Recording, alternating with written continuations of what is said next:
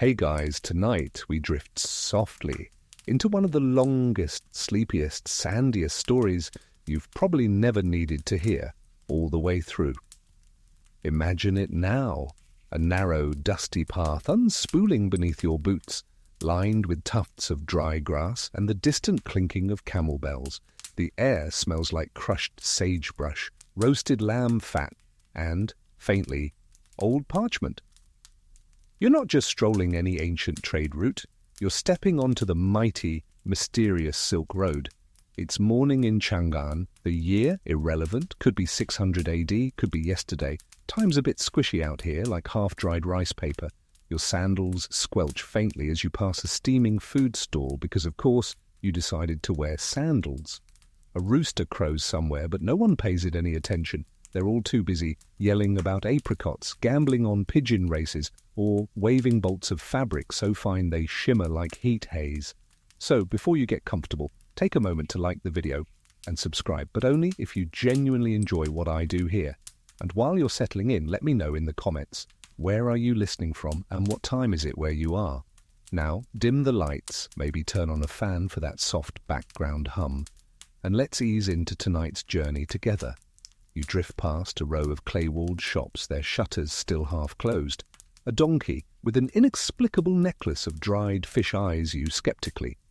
The main gate to the west stands ahead, massive, wooden, and surprisingly well-oiled. You half expect it to creak ominously, but it doesn't. It just yawns open like a bored librarian's book, and you walk through. This is where it all begins. And by all, we mean fabrics. Not very glamorous, right? But silk wasn't just thread, it was high-stakes currency, religious offering, imperial propaganda, and even ancient deodorant if you're desperate enough. The Tang dynasty didn't just weave it, they weaponized it.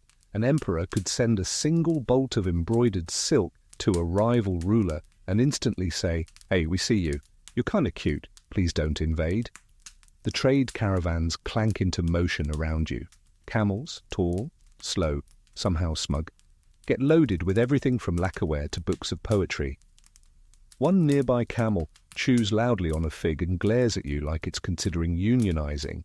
Its handler, wearing mismatched boots and a hat shaped like a turnip, ties a scroll to the camel's hump with a ribbon the color of a dusty sunrise. That scroll? Probably a tax document, or maybe a love letter from a monk to a merchant's daughter in Samarkand. You'll never know, because you didn't pay for literacy back at the inn. You pass a group of spice traders arguing in 4 different dialects. You catch snippets like, "No, saffron was not supposed to be purple," and "If that's real cinnamon, I'm a jade turtle." They're all lying, but their robes are marvelous. And here's a thing historians still argue about: whether the earliest organized caravans along this route were strictly imperial missions, or if they were just really enthusiastic groups of market-hungry weirdos with extra donkeys. You stroll by the edge of a caravanserai, a kind of medieval rest stop where travellers slept, gossiped, and occasionally lost everything to a game of Ludo, which was basically ancient Monopoly, but with more shouting. The courtyard smells of roasting garlic and warm wool. Someone plays a flute nearby, and the notes hover like sleepy fireflies. Outside the walls, the land opens, dry and golden, rolling like fabric left crumpled on a merchant's table. You begin to walk, or maybe float, it's hard to tell. The dust is soft underfoot, and the wind is gentle enough to lull your brain into low-power mode. Somewhere in the far distance, you hear the faint honk of what might be a goose, or a trader practicing Mongolian throat singing. Honestly, could go either way. And then there's the tea. You didn't think about it, but someone's already shoved a clay cup into your hand. It smells faintly of plum blossoms and impending diarrhea. Ancient tea wasn't exactly refined. Sometimes it came with rock salt, dried onions, or yak butter, because hydration should be terrifying. You sip politely. It tastes like the memory of soup. The tea master nods approvingly. You are now part of the Silk Road, or possibly part of his extended family. The contract was unclear. Here's a quirky tidbit for your troubles. Some caravans carried not just silk or spices, but snow. Yes, compressed blocks of snow wrapped in straw, carted through deserts to make chilled drinks or preserve fish. If that's not the most extra thing you've ever heard, I don't know what is. As you walk, the scenery shifts almost without permission. Pebbles give way to fine sand, towns become tents, and the air grows thinner, lighter, almost whispery.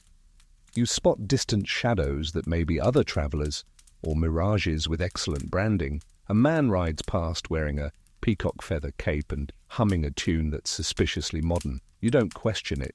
The Silk Road is weird like that. Camels huff, bells tinkle. Someone curses gently in a language you don't recognize, but you feel like they meant it lovingly. You pass a low shrine tucked behind a pile of wind-polished rocks. Inside, a tiny figurine of some obscure desert goddess holds a thimble of dried dates and a pebble. Offerings, or possibly her snack stash. And finally, as the first day stretches long and golden before you, you stop to sit on a rock that's shaped vaguely like a beanbag chair. You glance back toward Chang'an, already faded into haze, and forward into nothing but open road, crumbling ruins, and the gentle promise of a journey that moves not with speed, but with stories. Welcome to the Silk Road. Hope you packed socks. You wake to the sound of bells, tiny, uneven, a bit like someone dropped a drawer full of teaspoons onto a pillow. The wind has picked up, tickling the edges of your sleeves and lifting the dust into lazy spirals. The road ahead seems simple enough, one foot in front of the other, but already you're learning that straightforward is not in the Silk Road's vocabulary. Not far from where you rest, a caravan is unpacking, and right at the center of it, glimmering like a bribe from the gods, is a bolt of silk. Rich blue with gold thread edging, fluttering ever so slightly in the breeze, like it knows it's the main character. You squint and swear it looks smug, which is fair. Silk was the reason this whole mess got started. Kings wanted it, priests hoarded it, nobles draped themselves in it, and commoners, well, they mostly just dreamed of it. What you may not know is that silk wasn't just used for clothing. It was currency, diplomacy, religious offering, and even armor in some cases. Seriously. Layers of silk could slow arrows, not completely stop them, mind you, but enough to make someone go, huh, that tickled a bit. Historians still argue whether this silk armor theory is exaggerated folklore or desperate textile marketing, but hey, no one's testing it on purpose. The merchants here talk about silk the way modern teenagers talk about limited edition sneakers. This one came from the imperial looms. That one has the moon goddess dyed into it using only crushed beetles. You try not to gawk, but your hands itch. You want to touch it, just once, like it might tell you a secret. Next to the silk traders is a smaller, smokier tent. Inside, a man is selling cinnamon. You'd think cinnamon would be boring, but apparently not. This is royal cinnamon, he says, bark from a tree that grows on cliffs, harvested by monks who chant to the branches. You nod solemnly as if this is common knowledge.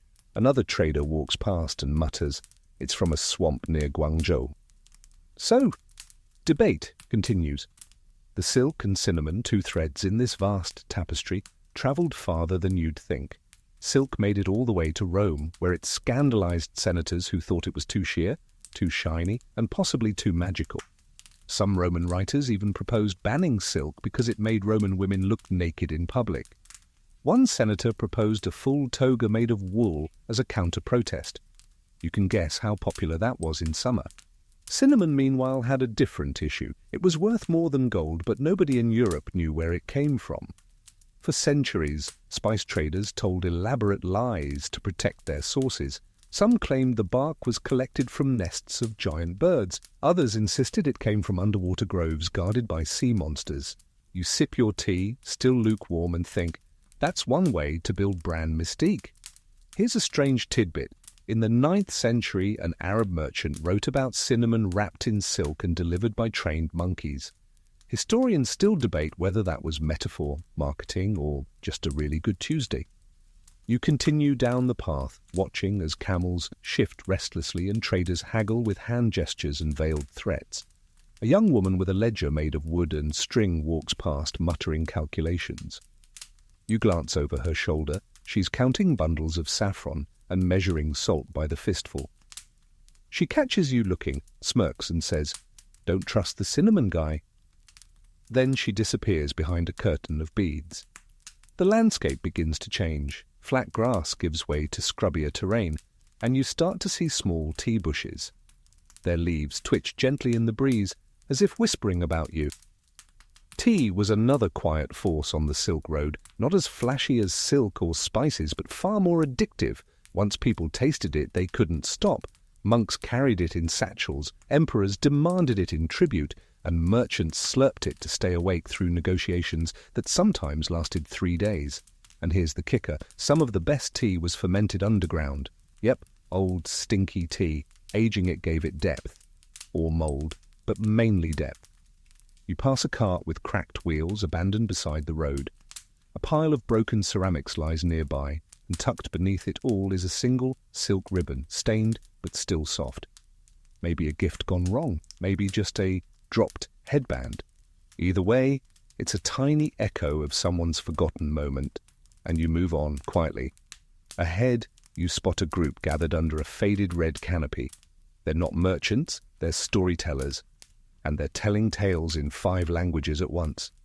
You stand back, listening as one man describes a princess who rode a white tiger across the Pamirs, while another tells of a caravan haunted by the ghost of a mule who refused to die until it reached Damascus. The crowd laughs, weeps, and throws coins into a copper bowl. And here's a scholarly mystery for you. Were these stories made up for entertainment, or were they distorted news from real events? There's no way to know. Ancient journalism didn't exactly prioritize fact-checking. As the sun begins to drop and the shadows grow long and oddly philosophical, you find a place to sit, a flat rock with carvings. You trace the symbols. One looks like a tree, another like a fish wearing a hat, probably religious, possibly a tavern ad. You decide not to touch anything else just in case. Nearby, a group of kids runs past, playing some kind of tag involving sticks, pebbles, and a lot of shouting about goats. One child stops, offers you a date, then bolts before you can thank them. The date is dry but sweet, like the Silk Road itself. Evening falls slow and warm. The sky turns apricot. You hear distant flute music, smell roasted eggplant, and someone offers you a blanket that might be half silk, half sheep. You wrap it around your shoulders and lean back. This is the road, not just a line between points, but a living, shifting thing made of fabric, food, lies, laughter, and occasional goats. You close your eyes and listen to the soft hush of wind through cinnamon bark and silk threads. You're not at the end. You're barely even started. But already, something inside you has begun to unravel and weave again, in the quiet rhythm of trade and time. You rise slowly with the morning mist, your blanket smelling faintly of sheep, soot, and something herbal you can't quite identify. Possibly fennel, possibly regret. The Silk Road doesn't do alarm clocks. Instead, it offers a natural wake-up call of snoring camels, arguing merchants, and the steady clatter of pan-fried breakfast being prepared on wide iron skillets. The scent wafts toward you. Oil, scallions, some kind of flatbread being slapped by hand until it's thinner than a grudge. You follow your nose to a vendor already mid-rant about the superiority of his sesame buns over the soggy nonsense sold 2 dunes over. You nod, pretend to agree, and accept the bun he hands you in triumph. It's hot, crispy, and definitely scalds the roof of your mouth. Ancient travel is not without sacrifice. You munch as you walk toward the edge of a new encampment, this one nestled beneath a rocky cliff that almost, but not quite, resembles a reclining elephant. Tents stretch across the sand, striped in faded dyes, indigo, turmeric yellow, and dusty plum. You hear soft chanting, the clink of metal being weighed, and the flutter of something light on the breeze. And there, tucked carefully under shade and incense smoke, are the tea merchants. And the mummies? Yes, mummies. Not in the Tomb Raider sense, but in the quietly unnerving way of the Tarim Basin. Wrapped in wool and reed mats, some with copper jewellery still intact, they lie still, displayed, protected, and eerily expressive, as if they're just waiting for someone to finish a story they once told. You approach one cautiously, her face sculpted by time and salt winds, lashes still clinging to her cheeks, lips slightly parted like she's just said something deeply profound or deeply sarcastic.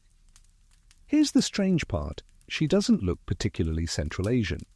In fact, many of the Tari mummies have features historians struggle to categorize: tall frames, high noses, even red hair in some cases. Historians still argue whether they were early Indo-Europeans, lost explorers, or just unusually well-preserved hipsters. The locals don't gawk, they light incense, offer dried apricots, and whisper greetings. The mummies are part of the landscape, reminders that the Silk Road didn't just move goods, it moved people. Cultures folded into one another, layered like those silk robes you can never quite iron flat. You sit near one of the mummy tents as a storyteller begins to chant. His voice is low, slow, made for sand and shadow. He speaks of a woman who walked across deserts with a spool of gold thread, leaving stitches in the wind. Some say she wove the clouds, others say she just wanted to get away from her third husband, who never did the dishes.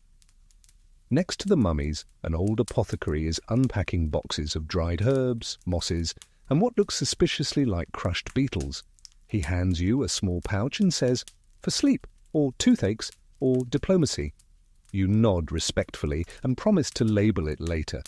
The pouch smells like a book that hasn't been opened in decades and a forest you've only dreamed of. Not far from the tents is a mural, faded but still vibrant in parts. Painted directly onto the canyon wall, it shows a caravan winding through stylized mountains, each figure with exaggerated eyes and swirling robes. You trace the outline of a musician playing a long-necked lute, another riding a two-humped camel that looks way too smug. Beneath the scene is a line of script, possibly Sogdian, possibly nonsense. A passing monk squints and shrugs. It might say, "Take a left at the fig tree," or it might be a poem. Typical. Now here's a fringe tidbit for your dream journal. Some scholars believe the Silk Road wasn't a road at all, but a cultural hallucination, a name applied centuries later to thousands of overlapping, shifting paths that changed like river deltas. A metaphor that became a map. Whether that's true or not, well, depends on who's funding the dig. As the sun rises, so do the birds, specifically crows. A whole flock of them perched atop a ruined watchtower just west of camp. They scream into the wind like they're gossiping. You decide to take it as a warning or a blessing. Hard to say with crows. You wander further and stumble upon something oddly modern. A bench carved from old caravan wheels, placed under a tree for shade. Someone has left a half-finished game of Go on a stone slab beside it. You study the board. One side is winning, but only barely. You place a single stone for balance and walk away. Let the next traveller solve it. Down the slope, a child waves at you with one hand while holding a duck under the other arm. The duck seems unbothered by this arrangement. The child asks if you'd like a dream feather. He offers one, plucked from the duck's tail, and says it helps with direction. You trade him a coin, and he tucks it into his sleeve like it's state currency. Whether the feather works is irrelevant. You feel better holding it. The terrain grows flatter, dustier. The road marked by stones laid down long ago by someone with a lot of spare time, and a ruler made of string. You follow it toward the next oasis, somewhere beyond the shimmering horizon. Along the way, your thoughts drift back to the silk and cinnamon. How small things, thread and bark, could shape the world's greatest empires. You think of the woman in the mural, of the tea seller who winked and whispered, "Never trust a monk with a money pouch." You think of the mummies and their frozen expressions, half truth, half mystery. And you realize something peculiar. This road doesn't just carry goods or people, it carries unfinished stories, tales begun and abandoned, myths told sideways, legends that loop like poorly tied knots. Every campfire, every bolt of cloth, every pot of stew holds echoes of someone who walked this way before. The wind picks up again, gentler now, and you wrap your robe a little tighter. In the distance, the next trade post flickers like a mirage, but you know it's real. The smoke is too steady, the scent of cardamom too persuasive. You'll reach it before dark, probably, or not. The road doesn't mind either way. You reach the next settlement right as the sun starts leaning lazily toward the horizon, casting everything in the sort of golden glow that makes even a donkey look majestic.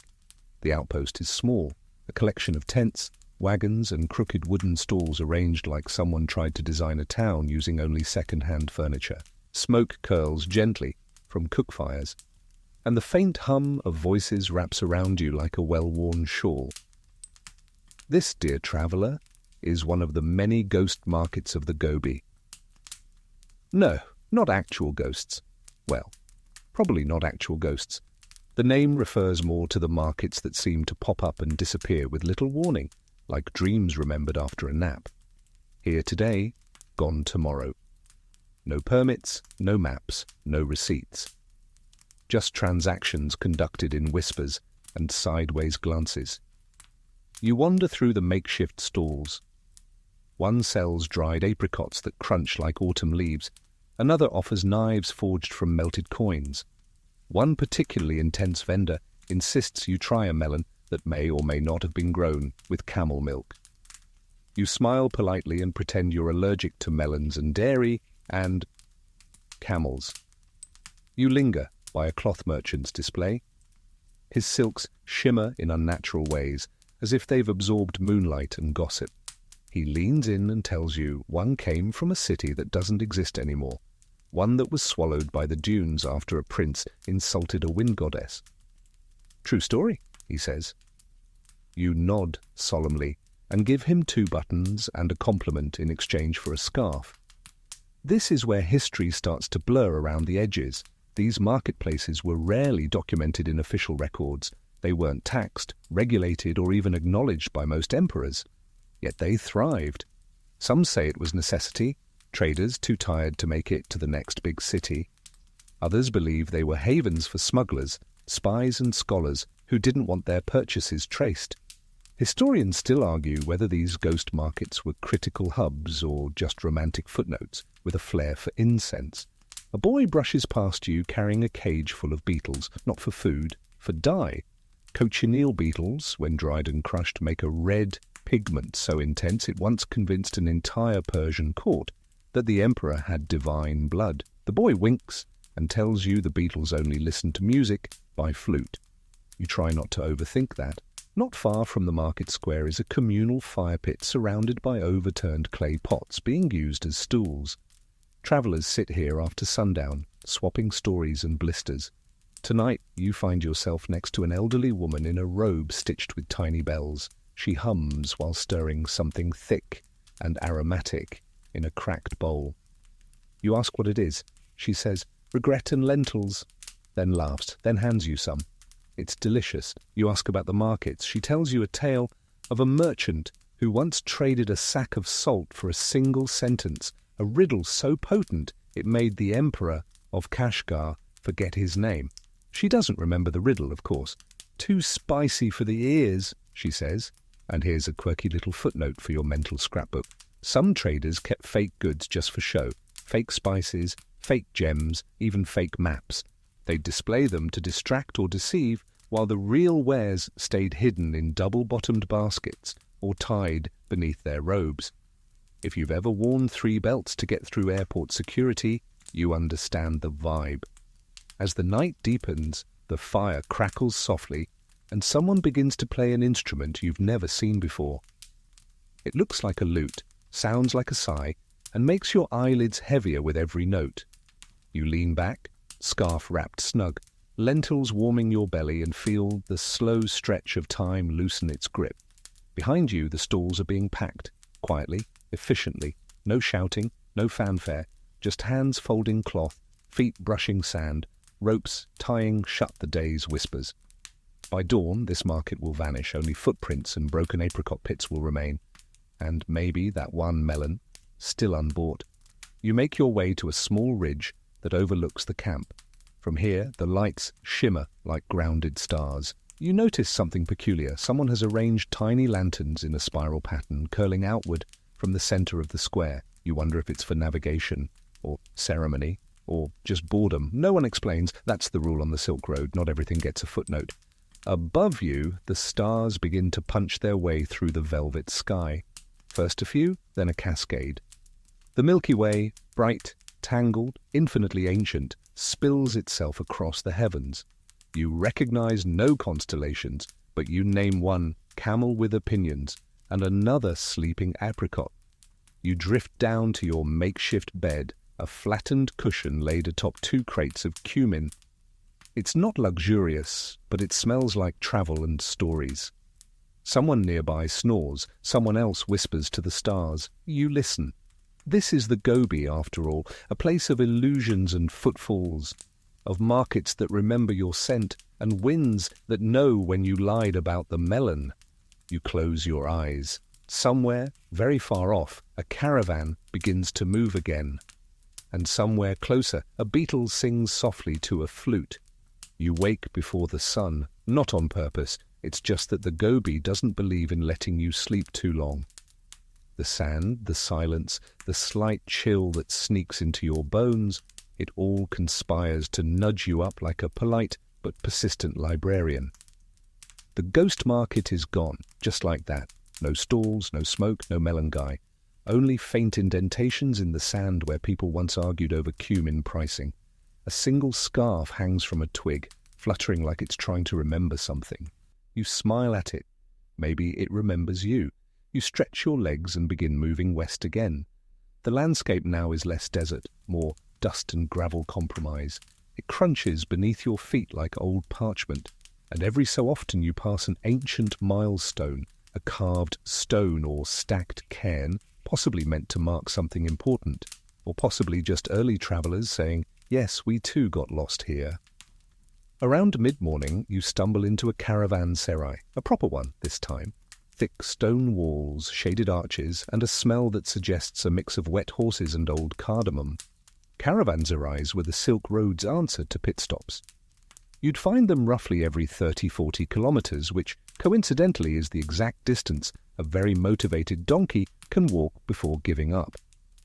Inside, it's bustling but calm. Think of it as a medieval group chat where traders from Persia, China, India, and beyond all, sit under the same roof with wildly different agendas and equally wild facial hair. You pass a man writing furiously on a scroll, a woman bartering for soap carved into tiny birds, and a child arguing with a peacock. You don't ask. And here's where you discover the real magic. Carpets.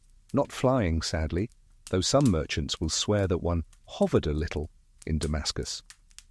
But these carpets are diplomatic masterpieces, woven with motifs that speak languages. A flower pattern from Bukhara tells a story of courtship. A border in indigo and ochre hints at migration routes. One, in particular, catches your eye. A round rug covered in silver thread and spirals that look vaguely like galaxies. The merchant nods sagely and says, "It's a map." You stare closer. You're still not sure. Could also be a pizza. Here's a delightful scholarly debate. Were carpets used as literal maps by traders, or were they more like dream journals stitched into loops and loops of wool? Some historians say yes, others say, please stop trying to decode rugs. Either way, the symbolism mattered. Rugs weren't just for sitting. They were for sending messages, for commemorating deals, for wrapping sacred objects, and sometimes just for showing off to your neighbour, whose only carpet had 3 colours. Peasant. You take a moment to sit with the merchants gathered around the tea brazier. Cups of blackened brew pass from hand to hand, and the talk turns inevitably to roots. Not just physical ones, but information pathways.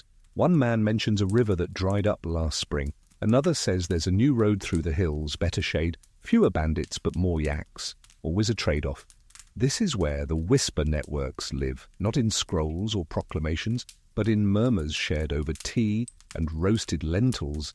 These quiet exchanges could make or break an empire, One whispered warning about a border conflict could divert an entire caravan.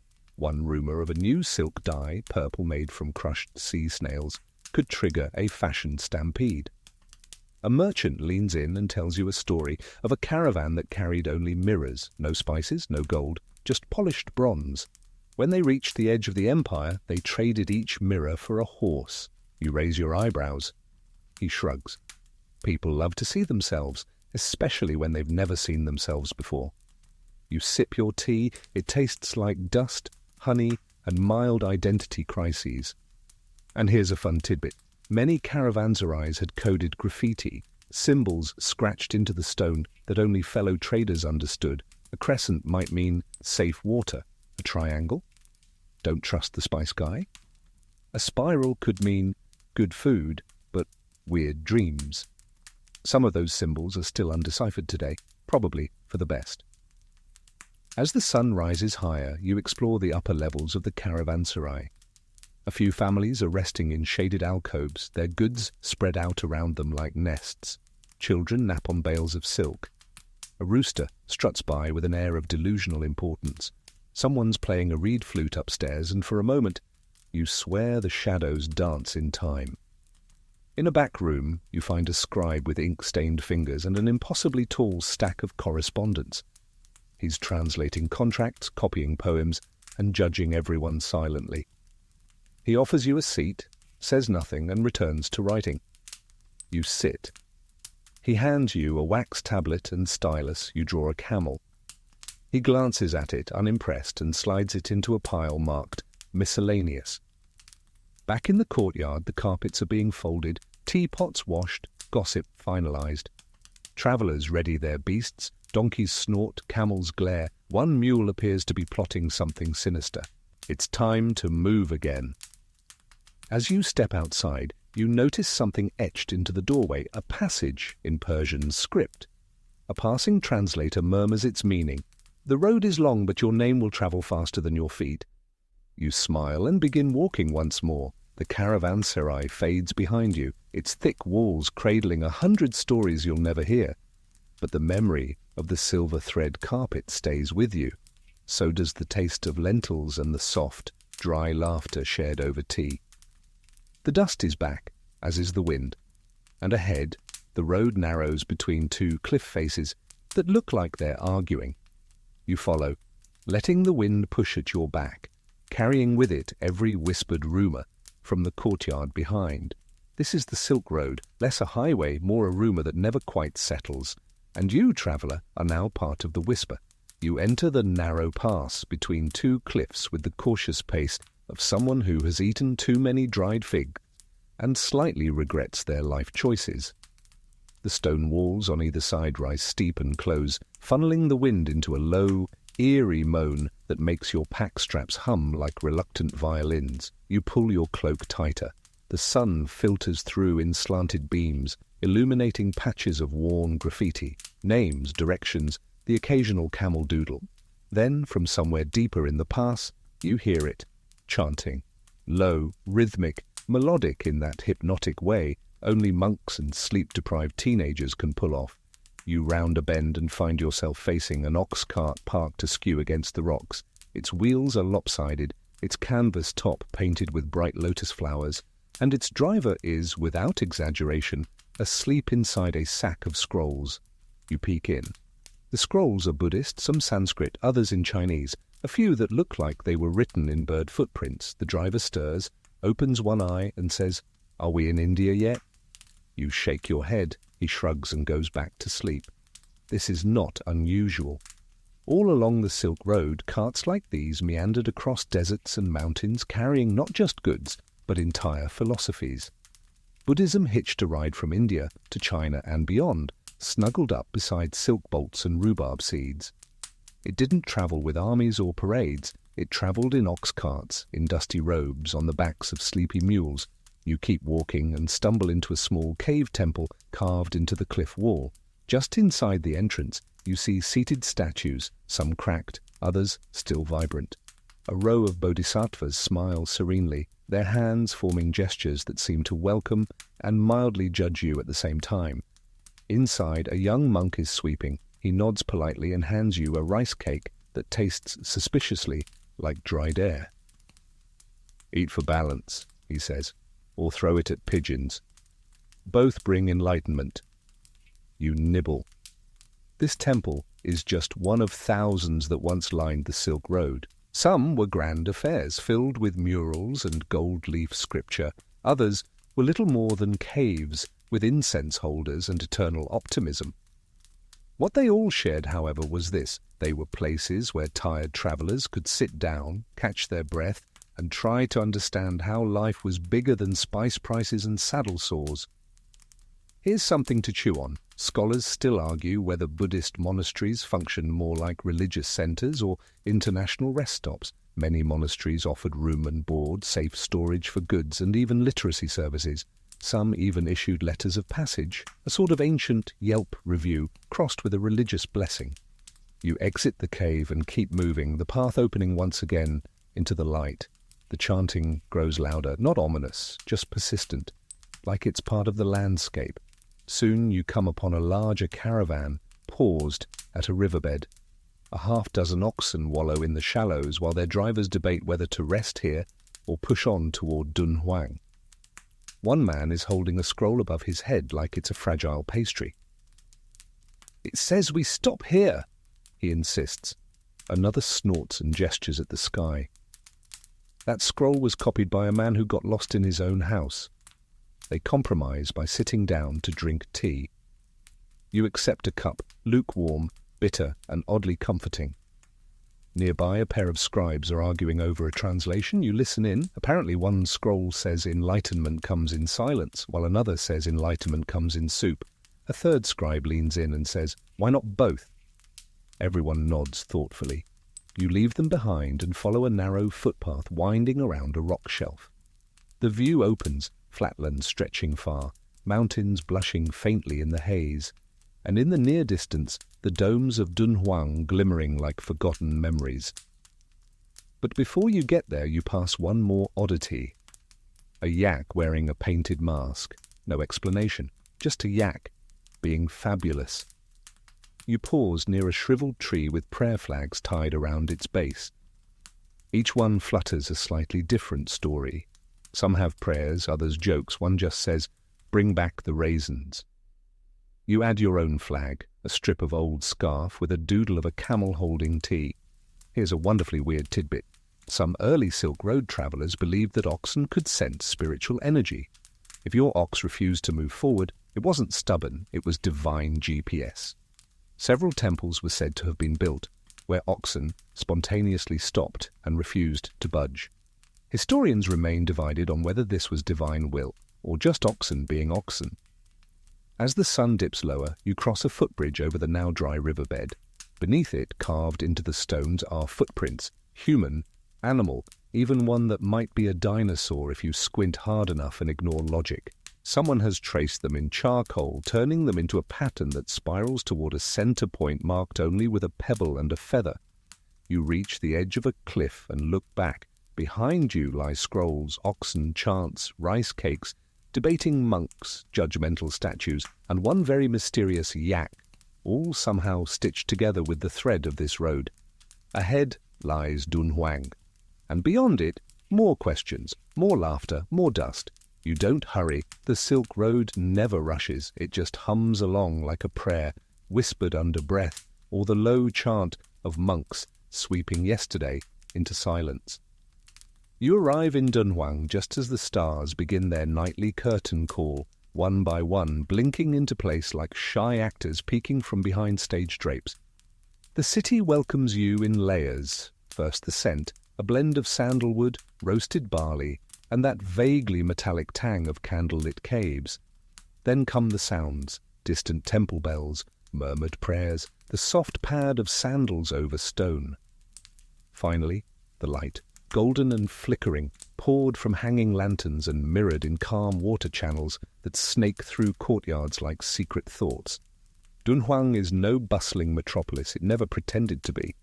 What it is, however, is a sanctuary, a desert exhale, an oasis for the over-travelled and underestimated. Deer slept, and you, weary wanderer, walk straight into its heart.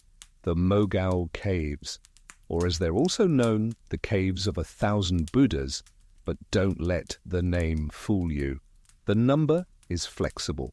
As with most things along the Silk Road, it's less about math and more about mood.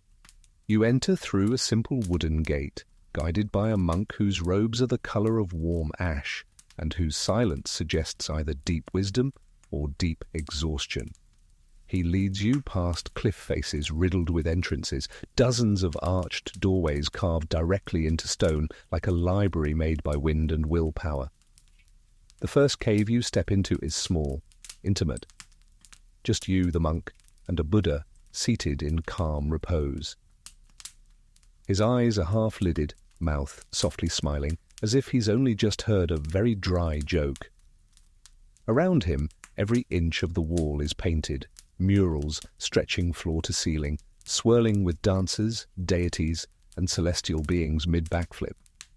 The pigment is ancient but vibrant, ochres, blues, and that unforgettable shade of dusty green you've only ever seen on peacock feathers and very determined mould. You lean closer and notice tiny details. A horse, mid-trot, a child offering a peach, a merchant dreaming beside a jug of wine. Here's the astonishing bit. Many of these murals were created over centuries, layered by different dynasties, different artists, different beliefs. You can see where one painting ends and another begins, Buddhist symbolism stitched beside Taoist metaphors and Persian influences. Historians still debate whether this was intentional harmony or the ancient version of messy roommate overlap. You wander deeper into the cave complex, some chambers cool and dim, others vast and echoing. In one, an entire ceiling is painted with constellations, your own footsteps making soft echoes beneath a sky that hasn't changed in millennia. In another, a reclining Buddha stretches wall to wall, toes curled like he just dipped them in a chilly river. And here's your quirky fringe fact for the evening. One of the caves, Cave 17 to be precise, was sealed shut for nearly 1,000 years. Inside it, tens of thousands of manuscripts, textiles, paintings, contracts, receipts, and yes, an entire document detailing a dispute about yak ownership, the world's oldest bureaucracy gently mummified in dust. It was discovered in 1900 by a monk looking for repairs and a scholar looking for immortality. Historians still argue whether the documents were hidden for safekeeping or just misplaced in a very elaborate case of spring cleaning. Back outside, you find a ledge overlooking the desert. The city lights twinkle below, but the sky, oh, the sky, is a silent sermon. A meteor streaks across it like a silk ribbon tugged by invisible fingers. You sit. Next to you, the monk pulls out a small bundle, tea leaves, dried figs, a folded scrap of cloth with something written on it in ancient script. He says nothing but passes you a fig. You chew slowly, and the fig tastes like sunlight remembered. Below, a group of pilgrims sings softly. Their voices rise, fall, blend, like smoke curling into shadow. They're singing in a dialect you don't recognize, but the meaning is clear. Rest, reflect, continue. Here's something beautiful. Some believe the caves were never meant to be finished. Each mural, each statue, each tiny painted lotus, an offering to eternity. Artists carved and painted not for fame, not for reward, but because the act itself was a form of prayer, an act of devotion preserved in pigment and stone. You take one last look around before retreating back into the quiet halls. The air is cooler now, the cave walls humming softly, not literally, but almost, like they remember every brushstroke, every whisper, every sandal that shuffled past on its way to enlightenment or dinner. As you exit the caves, the monk nods once, then disappears into a passage you hadn't noticed before. No goodbye, no drama, just gone, Silk Road style. You wrap your cloak tighter and begin walking back toward the city. Along the way, you pass a group of children spinning lanterns on long sticks. They laugh, chase shadows, and sing a tune that might be nonsense or a folk story from a kingdom long vanished. You hum along, and as you settle in for the night beneath a thatched roof, beside a gently snoring merchant and one very interested lizard, you realize something. The Silk Road isn't just about trade or geography, it's about echoes, pigments on cave walls, chants in hollowed stone, and fig seeds from meals no one remembers. You fall asleep with that thought gently folded in your pocket. You awaken to a whisper, not a voice, but the hush of wind slipping past clay rooftops through window slats and under doors like a curious child. Dunhuang, in the early morning, is a city in a deep exhale. No bells, no clatter, just that velvety silence cities have right before they remember they're supposed to be busy. You step outside, the air still cool, your breath visible in soft puffs. A street sweeper nods at you from beneath a wide-brimmed hat, his broom trailing lines in the sand like accidental calligraphy. You walk past a stall where breakfast buns steam in bamboo baskets. The vendor hands you one without a word. It's filled with something ambiguous. Mushroom, lamb, hope? You don't ask, you chew. Beyond the city's edge, the road reappears, stitched back into view by morning light. You follow it, feet crunching over gravel and bone-dry grass. By midday, the horizon wobbles with heat again, and in the distance, something flickers. Another caravan? Mirage? Both? You reach a fork in the road. One path leads toward the safety of a well-known trade stop. The other dips into what the locals call the Whispering Dunes. You choose the second, because of course you do. The sand here feels different, not hot, but heavy, like every grain has a secret. The wind, when it blows, carries not just dust, but the memory of arguments, promises, and the kind of lies that make for good stories. You pass a dead tree that's somehow still standing, its bark covered in symbols, some scratched, others painted, a few burned in with clear, spiteful energy. And then you hear it. Voices, but no people. You spin around. Nothing. Just sand, wind, and the faint sound of a camel groaning somewhere far off like it's had a long week. You squint toward a rise where something glints in the light. Banners, maybe. A canopy. You crest the hill, and there it is, a marketplace. Not like the ghost market from before. This one is too clean, too symmetrical. The stalls are lined up like chess pieces. Each merchant stands silently behind their table, hands folded, faces blank as unbaked bread. Something's off. You walk forward slowly, passing tables with goods neatly arranged, polished stones, painted fans, bolts of fabric folded too perfectly, a basket of eggs, each identical, a display of dates so glossy they reflect the sky. You try speaking to one of the merchants. They smile but say nothing. You ask for a price. They shake their head. Another traveller approaches from the opposite end. They look dazed. They try to hand a coin to a vendor. The vendor gently pushes their hand away. The traveller mutters, "It's not real." And that's when you notice there's no smell. No dust kicked up, no flies, no camel stink, no cooking smoke, no tea being brewed, no children shouting, nothing living. It's a mirage, but not just optical, emotional, a constructed memory, a desert daydream that sometimes appears to traders who've travelled too far, eaten too little, or maybe just believed too hard. You step back. The vendors remain still. One blinks, but only once. You turn and walk away. When you glance back, the entire market is gone, just dunes and silence. Here's your fringe mystery for the day. Accounts of mirage markets pop up in Silk Road journals every few centuries, described differently each time, but with recurring details. Baskets of glass fruit, merchants who never blink, spices you can't smell. Historians still argue whether they were hallucinations, metaphors, or maybe real places trapped between memory and myth. As you walk, your own memory gets hazy. Did you really see a market, or just imagine one to pass the time? A sudden breeze kicks sand into your scarf. You sneeze. Definitely real. You come upon a well, half buried. Carved into its edge is an inscription in 4 languages. One of them loosely translates to, "Don't believe everything you want." You pour a little water onto your hands. Cool. Real. You take a sip. Better? You rest under a scraggly bush and pull out the scarf you got at the ghost market. It still holds the scent of sandalwood and grilled onion. Real, you think. And just as you're about to drift into a nap, you hear something odd. Hoofbeats, you sit up, and spot a lone horse approaching riderless, carrying a small chest tied behind its saddle. It walks right past you, calm as a librarian. No hurry, no fear. You call out. It doesn't stop. So naturally you follow it. The horse leads you over a ridge to a camp that seems recently abandoned. Still smoking coals, footprints, a half-eaten pear. Whoever left here did so fast, but not panicked, just called away. In the center of the camp is a low table. On it sits a letter, weighted with a stone. You pick it up. The script is delicate. You read the first line. If you're reading this, the market wasn't for you.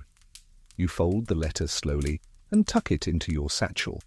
The wind shifts. The horse has vanished. You look around and realize the dunes now resemble waves, cresting, rolling, frozen mid-surge. The sun drops a little lower in the sky, and the sand begins to glow with that soft, blush color it saves for those who pay attention. You descend from the ridge and keep walking. There are no signs, no maps, no milestones, just the echo of voices you didn't hear, and the ghost of a marketplace you might have vented. And still the Silk Road moves beneath your feet, subtle, surreal, and deeply sure of itself, like a tale half-remembered from a dream you had when you were someone else. Your feet ache in that oddly satisfying way that says, you definitely earned your next nap, but too bad, you're still walking. The sun leans hard to one side of the sky, dragging the light with it, turning the sand from butterscotch to bronze. Somewhere in the distance, you hear a string of bells. Soft, irregular, not quite music, but not music either. You crest a low hill and spot another traveller coming from the opposite direction, hunched under a pack that's seen better centuries. They nod, you nod. That's the Silk Road greeting, somewhere between, hello, please don't rob me, and I also regret eating those questionable figs. You fall into step together, and the silence is a comfortable one. Eventually they speak, their voice rough and dry as parchment. You headed for the fork? You shrug. Sure, because who isn't? The fork, as it turns out, is not a metaphor. It's an actual split in the path, marked by a tall wooden post, covered in carvings, paint, and a suspicious amount of bird droppings. One arrow points toward Kashgar, the other veers into lower valleys, said to be faster, but riskier. Beneath the post sits a bowl filled with coins, pebbles, teeth. You choose not to investigate. Instead, your new companion leads you to a small stone shrine tucked behind the marker. Inside, a strange scene awaits. It's a shrine to trade itself. No gods, no Buddhas, no saints, just artifacts. A scale, a bolt of faded cloth, a coin half melted by fire, and a pair of worn sandals arranged in a glass case that absolutely does not have glass. Just very polished sand. Someone has left a pile of salt beside the scale, not for ritual, for respect. Salt was once so valuable it functioned as currency. And not just the flaky sea salt that influencers swear by. This was compact, coarse, mined from the bones of the earth salt. Soldiers were paid in it. Kings hoarded it. Entire wars have started because someone touched the wrong salt pile. Here's your mainstream fact. The word salary comes from salarium, the Roman term for salt payment. Trade routes often orbited around salt sources because, as much as we dream of silk and spices, it's hard to romanticize dehydration. Your new friend tells you a story as you both sit in the shade about a caravan that once carried nothing but salt, 16 camels loaded top to toe. Halfway through the Taklamakan, a freak sandstorm hit, and they buried themselves in a dune. When the storm passed, only the camels' ears were visible. It took a week to dig them out. The caravan leader declared them blessed and doubled the price of his salt from then on. He retired a year later, bought a vineyard, and reportedly drank nothing but salty tea. Historians still argue whether that story is true or just extremely on-brand desert fiction. You move on, the road quieter now. Fewer travellers, fewer tracks. The sand underfoot hardens to a kind of packed crust that crunches with every step like old sugar. You spot a series of oddly shaped rocks arranged in deliberate patterns, spirals, arrows, concentric circles. Currency markers, your companion says. Currency for what? They shrug. Depends on who you ask. You walk a while in silence before arriving at what looks like the remains of a trade post, just the foundation stones now, a low crumbling wall, and a sign made of bent copper hammered into a slab. It reads, "No bartering after sunset." Too late. The two of you poke around and find fragments, broken ceramic stamped with Sogdian letters, a rusted knife wrapped in silk, a sealed pouch that smells like old cheese and cinnamon. You leave it unopened. No one needs that kind of adventure today. As the sky shifts to indigo, your companion pulls out a small bundle wrapped in goat leather. Inside, cowrie shells, dozens of them, each one polished to a soft sheen. Cowries weren't just beachside jewelry, they were once among the most widely used currencies in the ancient world. Durable, portable, and tricky to forge unless you had a really cooperative mollusk. They moved from ocean shores all the way inland, traded for everything from grain to horses to, rumour has it, entire villages. You take one in your hand and turn it over. It's cold, smooth, and faintly humming with imagined value. You give it back, and your companion smiles without looking at you. You ask, do you believe stories travel faster than coins? They say, coins get lost. Stories just change shape. Fair enough. Eventually, you reach a small river and a footbridge made of what appears to be stitched leather and hope. On the other side, another marker. This one etched in 3 scripts, one of which is entirely pictographic. A fish, a wheel, and a bird carrying a bag. Currency guide, your friend says. Or someone was just very bored. You part ways after the bridge, no goodbyes, just a nod, and a shared sense that you might bump into each other again 3 forks from now. You camp under a low overhang that night, your pack as a pillow, your cloak wrapped around you like a moral lesson. In the distance, you hear the faint jangling of coins or cowries, maybe both. You close your eyes and imagine every hand that's held one before you, merchants, monks, mothers, mules, metaphorically. Every trade a ripple, every exchange a new chapter. The Silk Road doesn't just remember what was bought and sold, it remembers who held the weight of value in their palm and who chose to pass it on. You wake up to a sky smeared with lavender and ash, the kind of morning that stretches itself lazily across the horizon and doesn't particularly care if you're impressed. You shift under your cloak, brush sand from your eyebrows, and blink into the day with the slow dignity of someone who definitely slept on a rock. The bridge from last night still creaks gently behind you in the wind, like it's remembering every footstep it ever supported. And ahead of you, silence and dust, and what appears to be a man arguing with his own beard. You approach carefully. The man looks up, pauses, and says, "Ah, good, someone I haven't haggled with yet." Turns out he's a translator. But not just any translator, a middleman. The invisible backbone of the Silk Road. He wears 3 belts, 4 scarves, and a hat that could double as a soup bowl. Around his neck hang tokens, small carved symbols of passage, each one a language, a client, a favour owed. He's busy scribbling something onto parchment with a brush that's seen better centuries. You sit with him and watch as he deftly copies the same sentence in 5 scripts. He mutters as he works, Aramaic to Sogdian, to Uyghur, to Chinese, to, that merchant's private code. Looks like a drunken goose walked across the page. These are the invisible power brokers of the trade world. Not warriors, not kings, just people who knew how to say the right thing in the right tongue at the right moment. Historians still argue whether some of them were more influential than ambassadors. In many cases, they were the ambassadors, just without the fancy seals or feathered hats. He offers you a plum. It's oddly fresh. You don't ask how. You ask instead how many languages he speaks.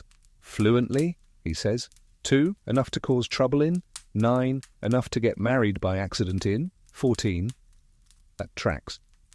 He explains that translation along the Silk Road wasn't just word for word. It was a dance, a guess, a gamble.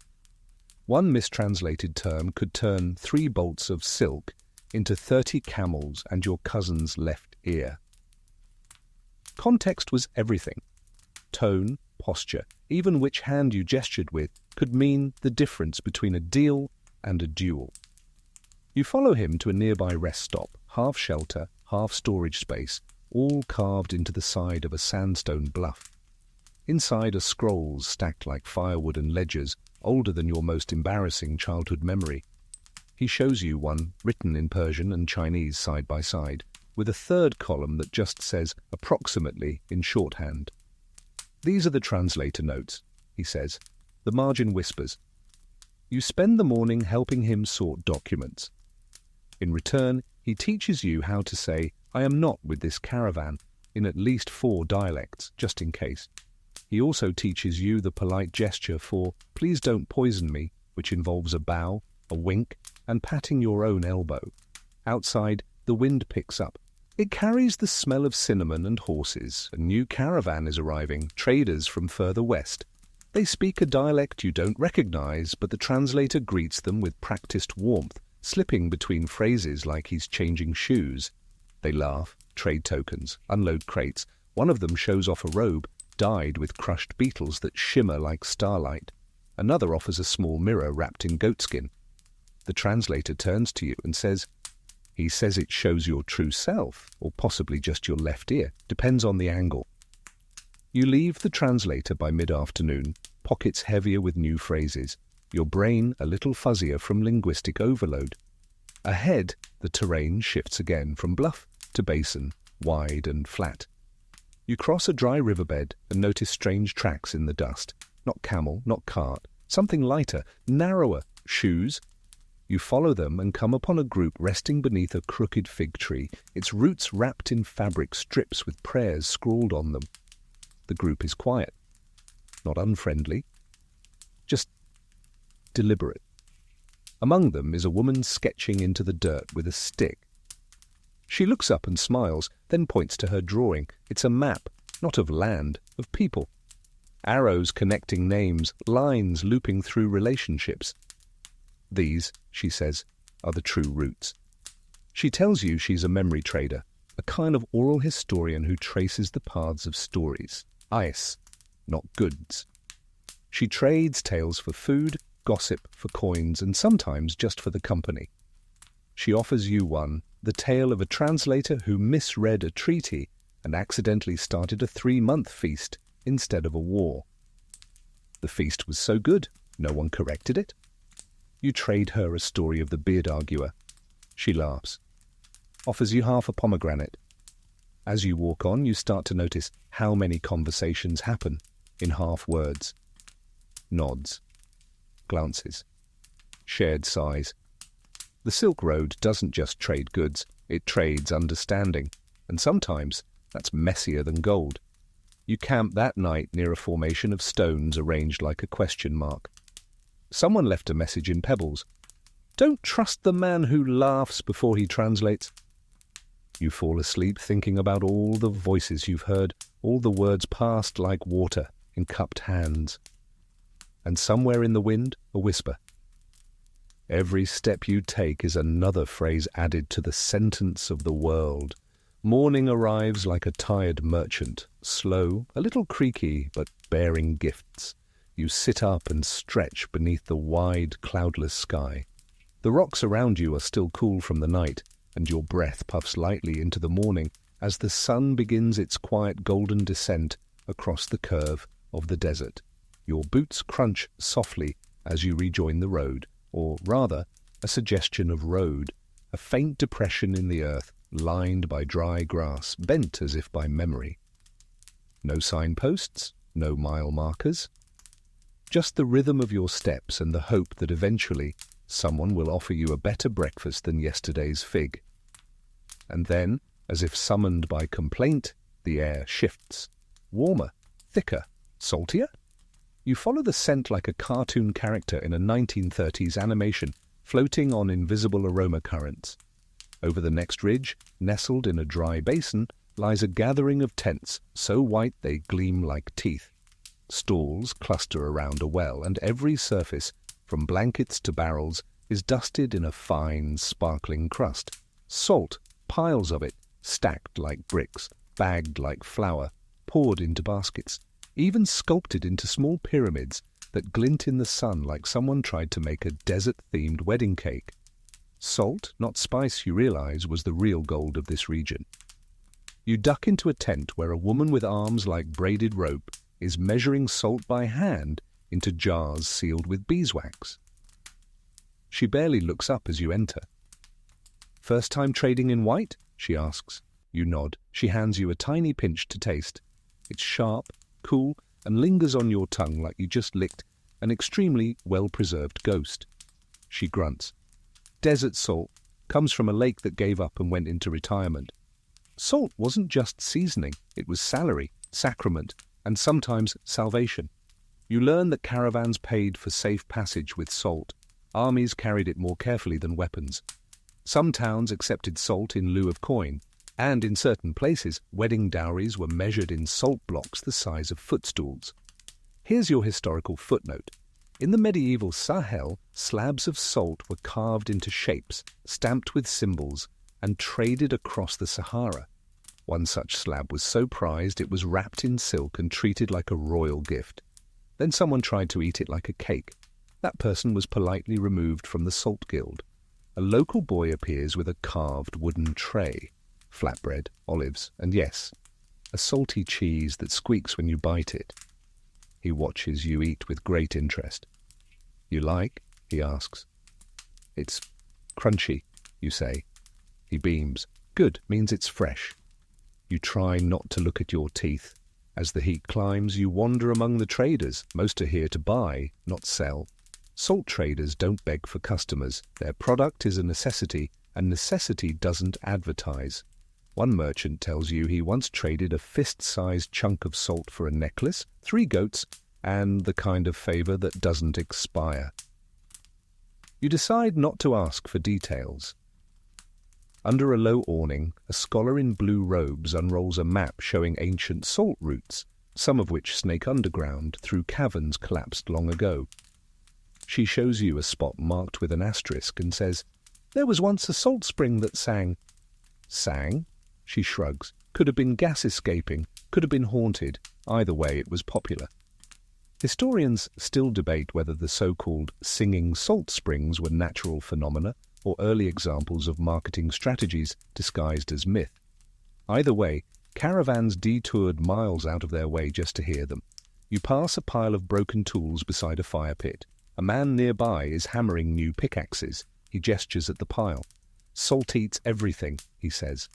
And it's true, salt is corrosive, beautiful, necessary, dangerous. You begin to see why it was worshipped, feared, and fought over. You sit near the well for a while and watch as traders quietly exchange wrapped bricks for coin, cloth, or promises. No shouting, no bargaining wars. The trade here is solemn, careful. Salt is too valuable for drama. And here's a fringe tidbit for your growing collection. In some cultures, spilling salt was considered an omen so dire it had to be countered immediately, often by throwing a pinch over your shoulder to blind the devil. One traveller swore he did this in front of a Mongol general once, who responded by laughing and promoting him on the spot. Probably best not to test that. By late afternoon, the salt market begins to pack up. Tents fold like secrets. Sacks vanish onto carts. The boy from earlier gives you a small paper-wrapped package as a farewell gift. Inside, a salt figurine of a camel detailed right down to the grumpy expression. You keep it. As you leave the basin, the taste of salt still clings to your lips, and every breeze feels like a whisper from the sea, even though the sea is 1,000 miles away. The sun drops low and paints everything in honeyed hues.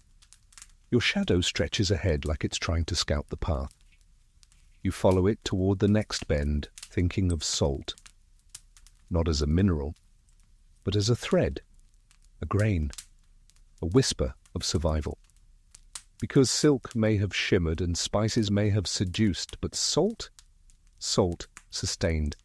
Evening drapes itself lazily across the desert, and the shadows begin to lengthen with the flair of a caravan storyteller about to embellish every third sentence. You walk into the soft amber light where each dune and dried shrub glows like it's just returned from a vacation in a golden realm. The road flattens out once more, and the wind hums low, a gentle reminder that the Silk Road doesn't end, It just shifts tone. Ahead, there's a shape, a low, rounded mound of baked clay walls encircling what might once have been a city. You approach with the quiet curiosity of someone unsure whether they're about to find a historical marvel or very enthusiastic mirage. It's real, sort of. The city is ruins now, but not abandoned, not entirely. The crumbled stone and sun-dried mud brick still hold echoes of hospitality, stubbornness, and surprisingly, fresh bread. You walk through an archway that's lost its keystone, stepping into a courtyard where the only residents are lizards doing push-ups and a small cat that regards you with the indifferent authority of a minor official. Beyond it, buildings lean slightly inward, the way people do when they're sharing a secret. You're in what used to be a major trade hub. No sign says so, of course. There's no museum, no velvet ropes, just fragments. A shutterless window still bearing red paint, a stone oven with a soot-blackened ceiling, and a broken wall carved with the outline of something that looks suspiciously like a very determined goat. You wander toward the center where someone has set up camp. The tent is small, unassuming, but beside it sits a fire pit with flat stones heating gently, and the unmistakable scent of baking bread curls toward you like a grandmother's hug. "Hungry?" a voice calls out. You nod. Of course you are. The baker is an old man with a beard like woven wire and hands that move as if they remember every loaf he's ever made. He gestures for you to sit and offers you a piece of naan still warm from the stone. You tear off a piece. It crackles just a little at the edges, soft in the middle, dotted with sesame seeds and possibly the entire meaning of life. "It's the ruins," he says, gesturing at the broken city. "They rise from the flour." You raise an eyebrow. "Ruins make the best bread," he explains. "Walls keep heat. Stones remember fire. Air here moves slower. It's respectful." You chew and nod, slowly, either in agreement or because your mouth is full. He tells you this place once housed 100 families. A well, a bathhouse, a library of sorts. Traders came here not just to rest, but to swap information. They didn't need gold. They needed knowledge, shade, and yeast that didn't smell like camel fur. "People still come," he shrugs. "Some to write, some to hide, some just to eat." And it's true. As dusk deepens, others begin to arrive, quietly, one by one. A woman with a violin missing 2 strings, a boy leading a mule draped in rugs, a pair of men arguing gently over how many stars are too many for a map. No one seems surprised to see you. A circle forms around the fire. Tea is poured, bread passed, stories exchanged like passwords. Someone recites a poem in a language no one speaks fluently, but everyone understands anyway. One man leans toward you and says, "You can tell a city's soul by its bread." You ask how. He breaks off a piece and says, "Burnt crust, the city's had war. Soft inside, it remembers peace. Too much spice, that's ambition. No salt, the city's forgotten joy." You chew thoughtfully and consider this theory. The bread here is balanced, charred, just at the edge, rich with memory, soft enough to make your heart sit down for a moment. And here's your scholarly debate for the night. Some historians argue that the Silk Road flourished because of these in-between places, these not quite cities, that offered no palaces, no armies, no trade monopolies, just rest, bread, a pause. Others dismiss them as footnotes in larger empires. But the maps say otherwise. These towns may have faded, but they're always marked, always circled, as if the mapmakers themselves couldn't let them go. The baker, finished with his loaves, begins packing his flour into a tight cloth bundle. "Storm's coming," he says, gesturing to a low cloud rolling in from the west. Everyone begins to move, as if rehearsed. Tents lowered, fires smothered. The violin player tucks her strings gently into a scarf. The boy whistles, and the mule, still unimpressed, lumbers to its feet. You help gather kindling, unsure where it's all going, but certain it matters. And soon they're gone. You're alone again, in a city that isn't one anymore. But still, the scent of bread lingers. You find a flat spot in what might have once been a merchant's courtyard. You lie down, cloak wrapped tight, head resting on a broken cobblestone that feels suspiciously like a pillow made by someone who's heard of comfort but never fully committed to it. Overhead, the stars unfurl. You spot one fall, a brief line of silver across velvet. You whisper a wish you won't remember, but the desert might. Because here's the truth the road never says aloud. Some places feed you even after they're gone, and some loaves rise even in ruins.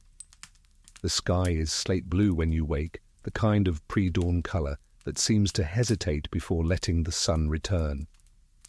You sit up slowly, stretch, and brush a few curious ants off your sleeve.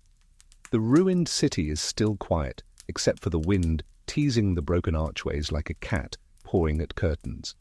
You pack up, take one last look at the soot-stained oven, and head out. Today the road feels wider, not physically but in presence, like it's remembering its prime years. And that might be because you're now entering the lands of the nomads. The first sign is the hoofprints, not just one kind, but many: horses, sheep, goats, camels, and one odd pattern that may or may not belong to an unusually organized cow. You follow them, and soon you begin to see them, tents on the horizon, low and rounded, made of dark felt and leather, breathing in the breeze like sleeping beasts. You approach carefully. Nomads are friendly, but also fiercely private. You don't knock, you wait. A head peeks out. A boy, maybe 10, hair like straw and cheeks like polished apples. He disappears inside, and moments later a woman steps out and gestures you in without a word. You duck into the tent, and immediately the world becomes smaller, warmer, denser with life. It smells like wood smoke, wool, milk, and whatever that saddlebag stew is that's been cooking since yesterday, maybe last week. You're offered a bowl, of course, and you accept it like it's a sacred rite. It's sour, rich, and has the texture of regret softened with butter. The man of the tent enters last, casually brushing horsehair from his sleeves. He's older than the wind, younger than the sun, and smiles with a kind of sideways calm. "We heard you coming," he says. "You walk like someone who's never slept under a moving roof." You laugh awkwardly. He's not wrong. Over the next few hours, you learn more about the road from this family than from any scroll. Because the nomads don't just travel on the Silk Road, they are part of it. The veins and capillaries that connect the larger trade cities. They move like water, like breath. Here's your historical fact. Nomadic groups like the Sogdians, the Scythians, and later the Mongols weren't just fringe dwellers. They were the ones who often made trade possible, offering passage, protection, horses, and sometimes very stern warnings to bandits. Whole economies rested on the backs of people whose homes could be folded and carried. You sip tea brewed with fermented mare's milk. It tastes like a dare, but you finish it anyway. The family shows you their map, not one on parchment, but stitched into cloth with red thread for summer roads, black for winter, and gold for paths that should only be taken when the stars say yes. And here's your delightful fringe tidbit. Some nomads used music as navigation. Specific songs were sung only on certain routes, melodies tied to terrain, to watering holes, to the rhythm of hoofbeats. A traveller humming the wrong song in the wrong place could be politely corrected or firmly redirected. After a hearty breakfast of hard cheese, flatbread, and something that might be reconstituted yogurt leather, you don't ask, the father leads you outside. He points to a distant rise. From there you can see 3 empires on a clear day. You hike up, the ground crunchy with frost and old herbs, and stand beside a line of prayer flags strung between poles like lazy laundry. The wind pushes at your back. Below, the land opens up into a vast plain stitched with trails, some new, others worn deep as memory. Herds move like smoke. Dots of riders shift like ink across parchment. You ask the man how he navigates with no landmarks. He taps his chest. Landmarks move, so do we. You return to the tent where the family is packing, efficient, quiet, with the coordination of a well-rehearsed song. Within minutes, the tent is down, the fire buried, and the camels loaded. You watch in awe as their entire life lifts onto four legs and begins walking east. They wave once, and just like that, they're gone. You follow the trail they left behind, softer now and marked with the occasional dropped seed or footprint. As you walk, you begin to feel what they meant, that the road doesn't just run across the land, it breathes with it, folds and unfolds, waits and wanders. Later, you pass a shrine built of stacked stones and driftwood, adorned with tiny horse carvings and bits of wool, an offering. You leave one of your own, a bread crust wrapped in cloth. It feels appropriate. The sun leans west again, as always. A familiar rhythm now. You settle near a rock shaped vaguely like a loaf of bread and lay back, gazing at the sky where hawks circle lazily and the clouds look like scrolls waiting to be read. And as you drift off, one thought lingers. The cities wrote the histories, but the nomads, they carried the stories. You wake to the sound of bells, not the delicate chime of temple brass or the cheerful jangle of caravan harnesses, but a low, resonant thunk, thunk, thunk, like someone politely announcing that secrets are about to be spilled.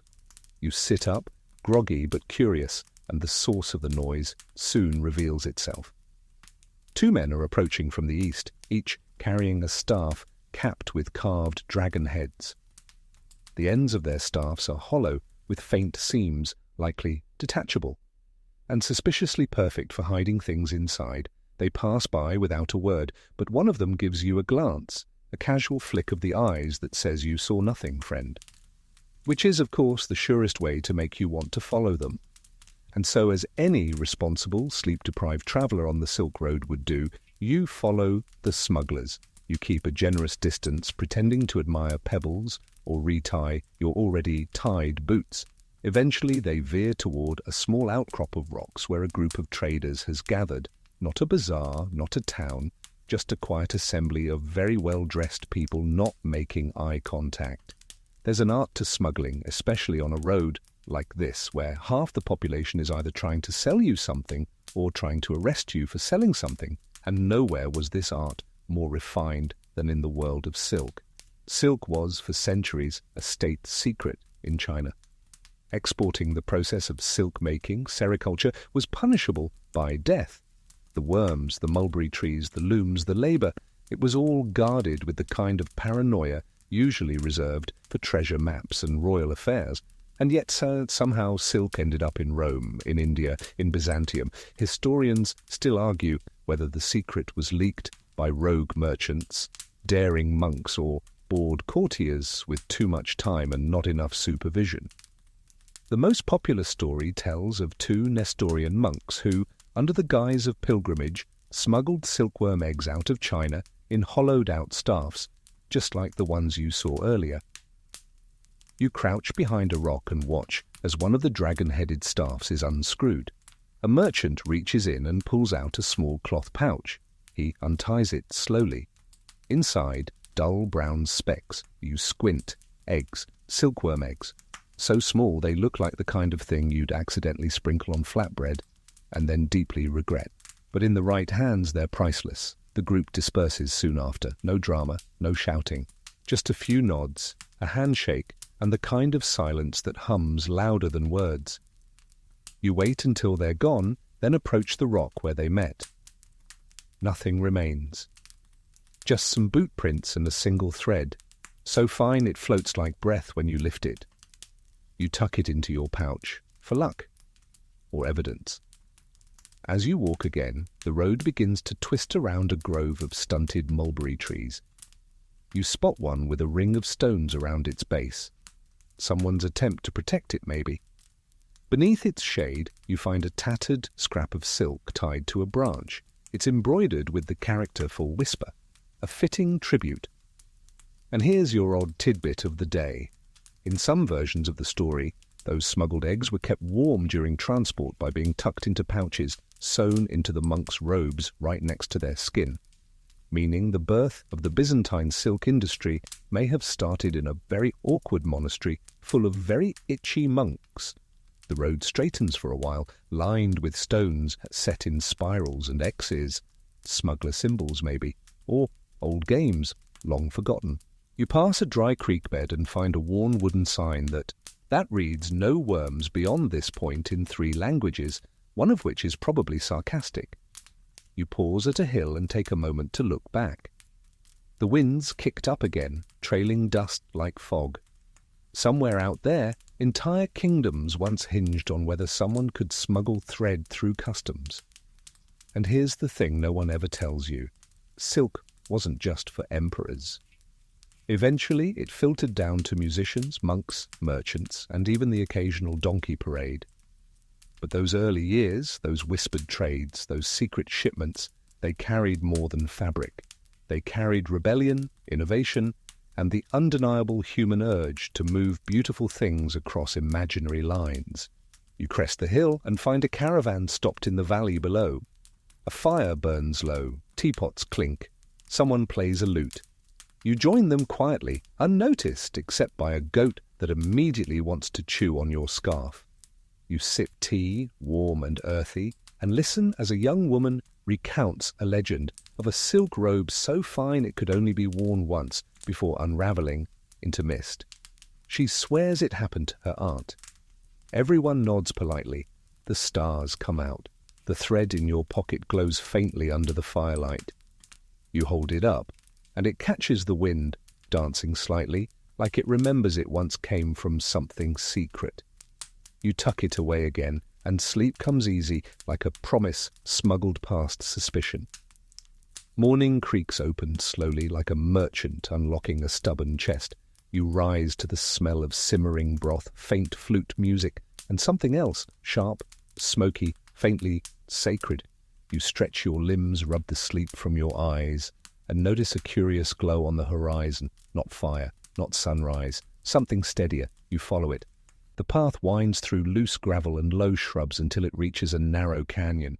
The walls here have been carved smooth by centuries of wind and, apparently, hands. Symbols line the stone, circles, spirals, and flames. Some are chipped, others are freshly painted. They all lead in the same direction. Down, you descend into a sheltered valley. The glow grows stronger, flickering softly against the canyon walls. Then, without warning, the path opens wide into a clearing, and there it is, a fire temple.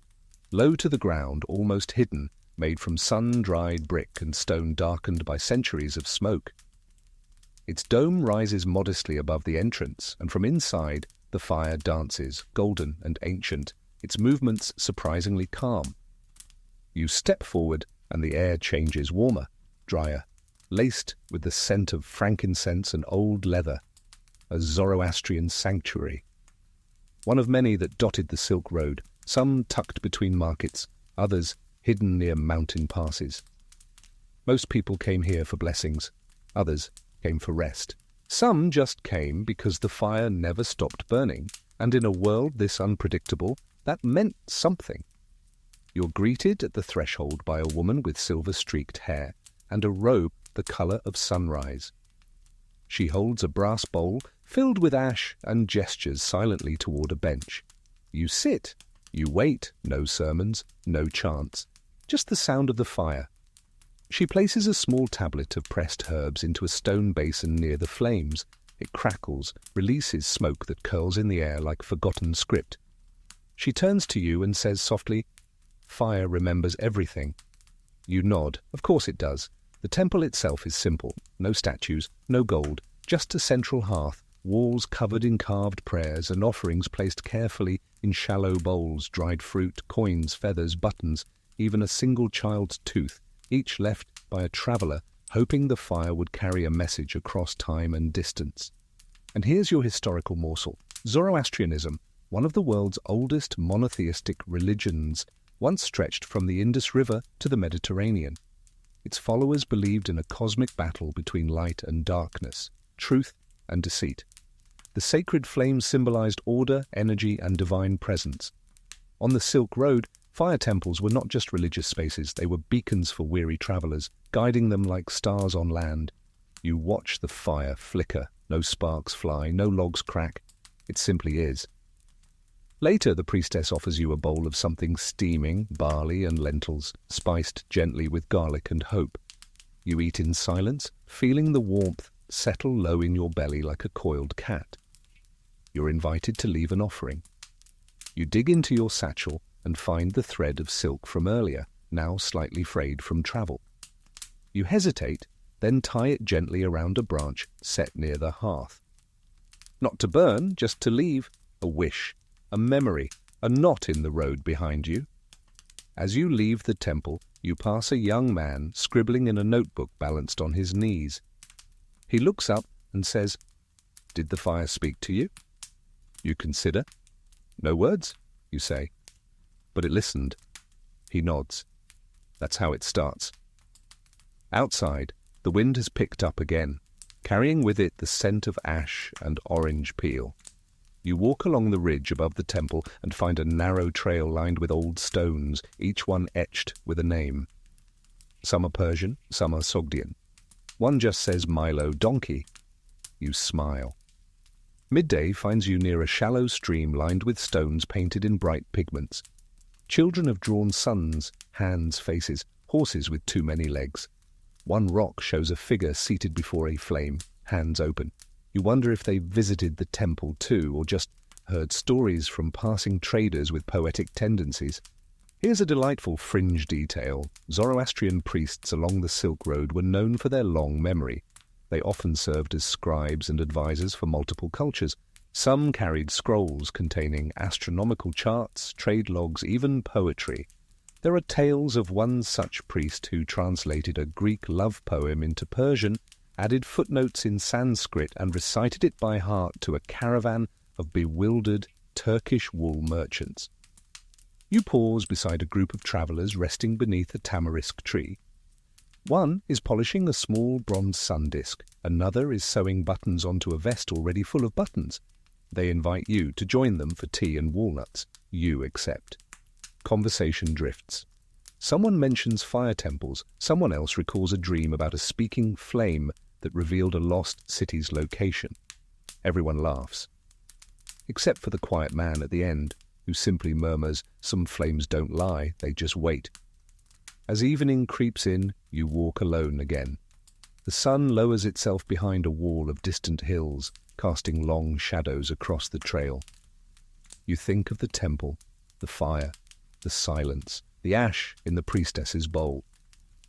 And it occurs to you, maybe that's what the Silk Road is, not just a route between cities, but a fire carried forward, a light passed hand to hand from trader to monk, weaver to wanderer. You settle for the night in a hollow behind a large boulder shaped like a teapot. As the stars open one by one, you imagine the fire temple still glowing far behind you, its flames flickering steadily, as they always have. And always will. You wake to the soft thump of hooves in sand and the distant clink of metal, a sound so rhythmically lazy it feels like a caravan tapping snooze on its own departure. The wind smells faintly of cumin and regret, always a clue that someone nearby is cooking breakfast with ambition but limited ingredients. You roll to your feet and stretch, the ground cold beneath your soles, the sky still blushing with early morning. And as you crest the next rise, your suspicions are confirmed. A caravan sprawled out like a spilled necklace, camels snorting softly, traders muttering into cups, and in the centre of it all, someone frantically stirring a bubbling pot while cursing a goat. You walk into camp just as a man with a magnificent moustache is holding court over a small, curious gathering. The subject? Alchemy. And not the useful kind. The man gestures grandly with a ladle, saying, "This, my friends, is not just soup. It is medicine, memory, and if the stars align, a minor aphrodisiac." Someone raises a skeptical eyebrow. The man grins. "I am an apothecary," he declares. "By choice and by accident. Both are valid." You sit, curious. And before long, you're being handed a steaming cup of something that smells like mint, dried lemon peel, and something you think is fermented yak hair. You sip. It tastes like ambition, filtered through dust, but it wakes you up. Throughout the morning, the apothecary unfurls his wares, bundles of dried roots tied with red thread, pouches filled with crushed minerals, small bottles of unconvincing liquid labeled with phrases like essence of thoughtfulness and camel karma. He insists they work. You ask what's in one of them. He winks. Faith and fungus. Here's your historical fact of the day. Apothecaries were a staple along the Silk Road, and their recipes were an ever-evolving fusion of knowledge from China, Persia, India, Greece, and everywhere in between. They dealt in spices, herbs, oils, powders, dried animal parts, and occasionally things no one was entirely sure how to classify. A lizard tail, a saint's fingernail, a dried plum that hums when you touch it. You name it. Someone claimed it cured insomnia, gout, heartbreak, or bad poetry. One scroll discovered near the Taklamakan lists over 500 ingredients for healing elixirs. Historians still argue whether the list was medicinal or an early prank book. You watch as the apothecary mixes a blue powder with vinegar and pours it over a fire. The flame flares green.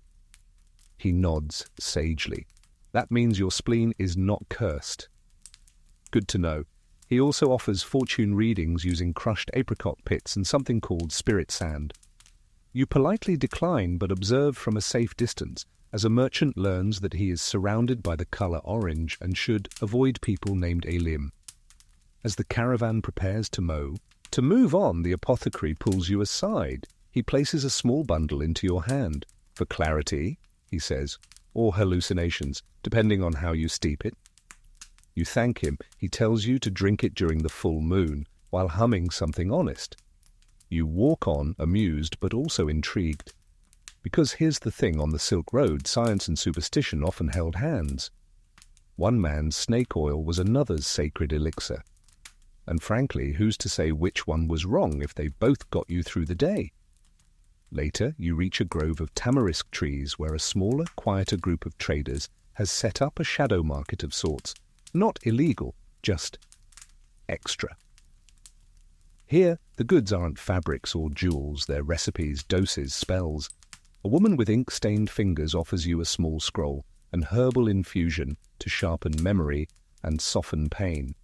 She asks only for a story in return. So you tell her about the apothecary and the green fire? She listens, nods, and gives you a second scroll. For dreams, she says, not all dreams are meant to be gentle. Here's your fringe detail for the day. Some Silk Road travelers carried personal medicine kits made of bamboo or bone, filled with powders, pills, and charms.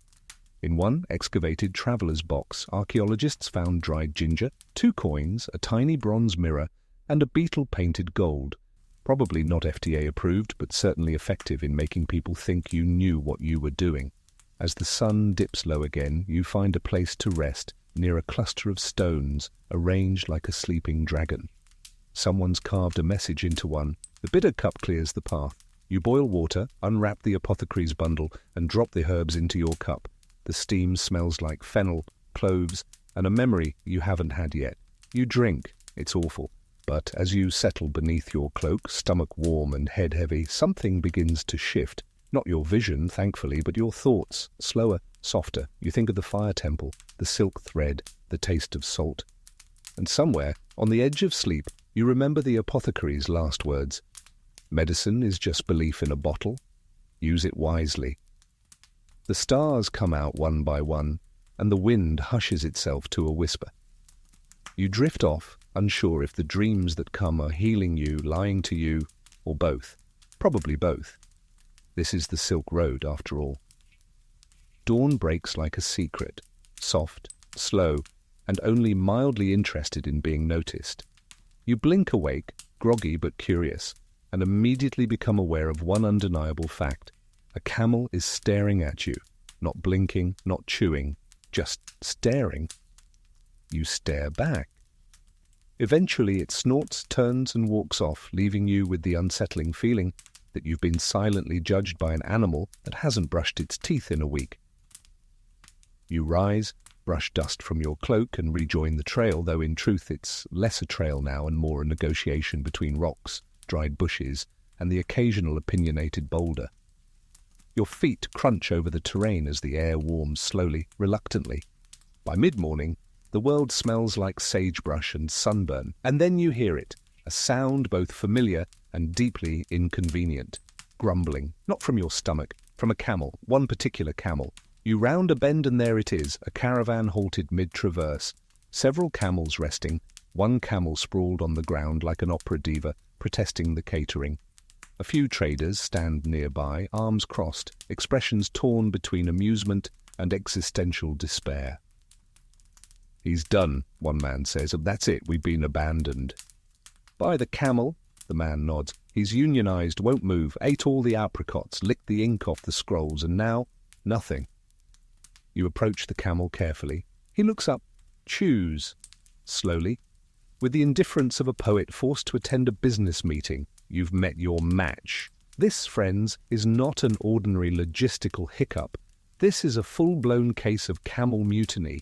Here's your fact of the day. Camels were the absolute backbone of Silk Road travel. Not just transportation with attitude. They could carry hundreds of pounds across brutal terrain with little water, but they were also famously stubborn, moody, and prone to sitting strikes. Entire caravans were rerouted because one camel decided sand was a personal insult. Historians still debate whether camels were truly essential, or if traders simply didn't have a better option. Horses could be faster, yaks could be stronger, but camels survived. You sit down next to the caravanners and share your own ration of dried figs, which are met with polite nods and one audible sigh of disappointment. One of the traders pulls out a lute and starts plucking half a melody, something that sounds vaguely like a lullaby sung by someone who's never met a child. The camel, unfazed, stretches his neck dramatically and lays his head down. You could swear he sighs. You turn to one of the traders. "Does he have a name?" The man nods. "He does, but he won't tell us anymore." You spend the better part of an hour helping rearrange packs to lighten the stubborn beast's load. The saddle is removed, repacked, and reattached. Someone tries bribery, dried melon. Someone else tries flattery. "Oh, majestic desert ship, please arise." You try sarcasm. "Sure, take your time. It's not like we're following the rhythms of global trade or anything." The camel's eyes narrow. He stands, not because of the sarcasm, probably in spite of it. The caravan erupts in cheers. Someone smacks a tambourine. Someone else weeps with gratitude. You all begin walking again, dusty and triumphant. And here's your quirky detail. Some Silk Road caravans had camel whisperers, individuals trained not just in animal handling, but in the complex psychological warfare required to negotiate with a creature that believes it owns you. These handlers often carried bells, herbs, and in one noted case, a flute carved from bone that was said to gently shame the camel into cooperation. You rejoin the moving caravan now with a slight limp from stepping on a loose saddle buckle. Along the way, someone shares a joke about a camel that refused to move unless its toenails were painted. Another recounts a legend of a caravan that lost its way, only to be led back to the trail by a camel that followed a scent no one else could smell. Truth? Fiction? Both? Probably both. By late afternoon, you reach a flat stretch of scrubland where the caravan sets up camp. Tents rise like soft hills, fires flicker to life. Someone hands you a steaming bowl of something that tastes like lentil stew, and poor decisions, but you eat it happily. The camel settles nearby, chewing with visible smugness. You sit beneath a tent awning, watching stars begin to poke through the indigo sky. A young girl from the caravan sits beside you and begins sketching something into the dust. A camel with wings, wearing a crown. "What's that?" you ask. "King of the road," she says. You look over at the real camel. He stares at the stars like he ordered them himself. You smile. As you lie down that night, your pack beneath your head and your blanket over your toes, you listen to the soft creaking of camel bells and the distant dusty lull of wind weaving through tents. And somewhere, not far off, a very satisfied camel dreams of empires built entirely from apricots. You wake up to the sound of someone confidently lying. "No, I swear the map is correct." Those mountains definitely used to be over there. You roll over and squint toward the campfire, where two traders are locked in the kind of argument that only happens when both people are slightly lost and deeply convinced they're not. Between them lies a map stretched over a woven mat, weighed down with pebbles, fig rinds, and what appears to be a petrified dumpling. You crawl over slowly, drawn by the irresistible gravity of human delusion. The map is beautiful in a way. Faded blue rivers, gold-inked mountain peaks, winding roads sketched like lazy noodles. It's clearly old, creased and smudged by 100 fingers, but something feels off. One of the traders gestures to a lake that's been drawn with decorative fish leaping from it. "This," he says proudly, "is where we're headed." You point to the obvious problem. "That's a cloud." He leans in, stares, blinks, then says, "Ah, but it's a symbolic lake." Welcome to the world of ancient cartography. You spend the rest of the morning sorting through scrolls, scraps, and half-legible ink blots as the caravan's navigators attempt to agree on the best route forward, which is tricky because no two maps agree. One scroll shows a direct trail through a valley with pleasant goats noted in the margins. Another insists that same valley is cursed and recommends a detour through what appears to be a bog full of snakes. The group votes. You end up going toward the goats. Obviously. Here's your historical nugget for the day. Many of the maps used along the Silk Road weren't like ours today. They weren't scaled, they weren't necessarily directional, they weren't even always truthful. Instead, they were more like travel diaries, with landmarks exaggerated or invented for emphasis, and dangers marked with icons like frowning suns, angry birds, or entire sentences like "Do not camp here, do not ask why." Some maps were drawn by memory, some by dream. Some were copied so many times that rivers got swapped for roads and towns drifted into mountains like ink spills. Historians still argue whether these inconsistencies were mistakes or a reflection of something deeper. Maps that recorded not just geography, but mood, a landscape of feeling. As the caravan moves, you walk beside one of the scribes, a quiet man who carries ink pots like others carry water. He tells you he once made a map entirely from the stories of travelers. No measurements, no compass, just tales. The result was a beautiful disaster. But people loved it, he says. Said it was easier to get lost in the right direction. You pass a series of carved stones that seem to match a route on one of the less artistic maps. The stones are old, sun-bleached, and covered in strange, looping symbols. One looks like a cat chasing a cucumber. The scribe says it's a warning.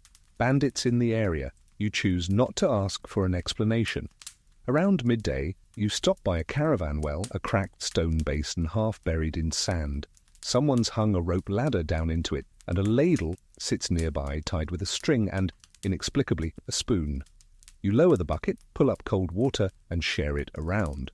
On the wall beside the well, someone has scratched a map, crudely drawn but honest. One straight line, 2 dots, a skull with a moustache. That, says one of the traders, is a portrait of the last person who didn't follow the trail. You camp near a bend in the road where several signs point in conflicting directions. One says, Samarkand, 2 days. Another says, Samarkand, avoid this way. A third simply reads no. You choose the second. It just feels like it has better snacks. As dusk falls, you sit beside the fire with your own piece of parchment, trying to sketch what you've seen. Your hand draws instinctively. The shape of the river you followed yesterday, the sleeping camel that blocked the trail, the bread oven shaped like a turtle, not exactly precise, but real. The scribe sits next to you and peeks over your shoulder. It's not a map, you say quickly. He nods. It's better. He hands you a quill dipped in dark brown ink and gestures at the space you left blank. You draw a star. Here's your quirky fringe tidbit. Some Silk Road travelers believed that stars were maps left by gods to remind humans of the roads they forgot. Certain routes were named after constellations. Traders navigated not just by starlight, but by star law. You could find your way using a myth as easily as a milestone. That night, as the camp settles and the arguments over symbolic lakes die down, you lie back and stare at the sky. The stars are sharp tonight, confident. You find the crooked line you've followed for days, the camel-shaped constellation, the one that looks like a bakery with legs. You smile. You're still not entirely sure where you're going, but that's the thing about maps.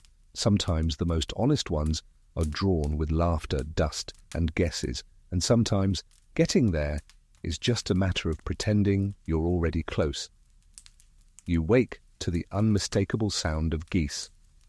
Not just one or two, but a whole choir, honking with the chaotic enthusiasm of creatures who don't quite understand they are, in fact, birds. You sit up, disoriented, brush sand from your face, and spot them wobbling through the camp like they own the place. One has a bell tied around its neck. Another is wearing a scrap of silk like a cape. You watch in stunned silence as a trader shuffles after them, arms full of breadcrumbs and muttering, "No sudden movements. They're judging us." You approach cautiously. "Why, geese?" you ask. The man shrugs. "Guard animals." You blink. Fast, loud, and impossible to bribe, he adds. And they remember faces. You nod, slowly backing away as one goose stares directly into your soul. Welcome to another strange truth of the Silk Road. Sometimes the weirdest solutions were the most effective. While most travelers depended on dogs or hired guards to protect their caravans, some merchants swore by geese. The logic? They made noise at the slightest disturbance, were fiercely territorial, and, according to one very tired silk trader, could be trained to walk in formation. More than once, they'd exposed night thieves just by honking furiously at an unfamiliar sock. As the caravan begins to stir, more geese waddle out from under carts and tents. One is perched atop a saddle, another is pecking at a scroll. Someone tries to shoo it away, but it flaps its wings and honks like it's delivering a royal decree. And then, of course, come the ghost stories. Someone whispers about a phantom army said to roam this part of the route, an entire battalion of soldiers who vanished during a sandstorm and still march, invisible, across the dunes. Horses hear their footsteps, tents are found trampled, teacups rattle at night for no reason. You sip from your own tea and raise an eyebrow. And the geese? They honk at nothing, says a woman with too many rings and not enough patience. That's how you know they're close. You glance at the nearest goose. It honks at a rock. Is that nothing? You ask. Could be, she says ominously. Here's your historical fact. Tales of lost armies were common along the Silk Road. Some were based on truth, disappearing during sudden storms or ambushes, while others became legends. The most famous may be the lost Roman legion that, according to some fringe historians, found its way east after a defeat and settled somewhere in Central Asia. Skeptical? Sure. But coins with Latin inscriptions have turned up in odd places. Historians still argue whether it's coincidence, hoax, or evidence of the world being much weirder than we think. You walk alongside a trader who claims to have seen the ghost army once. Shadows marching across a dry lake bed, he says. Heard the clink of armor, the breath of horses, but saw no one, only footprints. Did you run? You ask. No, he says. I asked if they had any salt. He didn't get a reply. As you travel through the day, the terrain shifts again. Gentle hills of hard-packed earth, dotted with scrubby bushes and stone markers. One hill is marked by feathers, long goose feathers planted in the dirt, each one tied with red thread.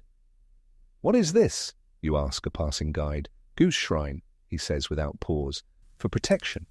You look at him. He doesn't smile. Just then a breeze kicks up, and a distant honk echoes from the next valley. Coincidence? Probably. You stop at a way station near sunset, a ring of tents surrounding a small fire pit and a circular trough for animals.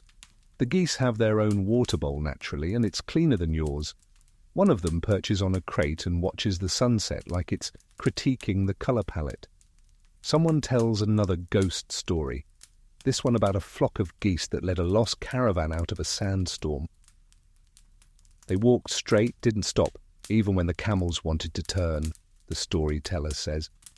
And when they reached safety, vanished. A boy near the fire frowns. So, they were ghost geese? Or just really good geese, someone says. You lie back that night under a wool blanket, the stars blinking overhead like they're considering blinking out. A goose shuffles near your feet, sighs dramatically, and tucks its head beneath its wing.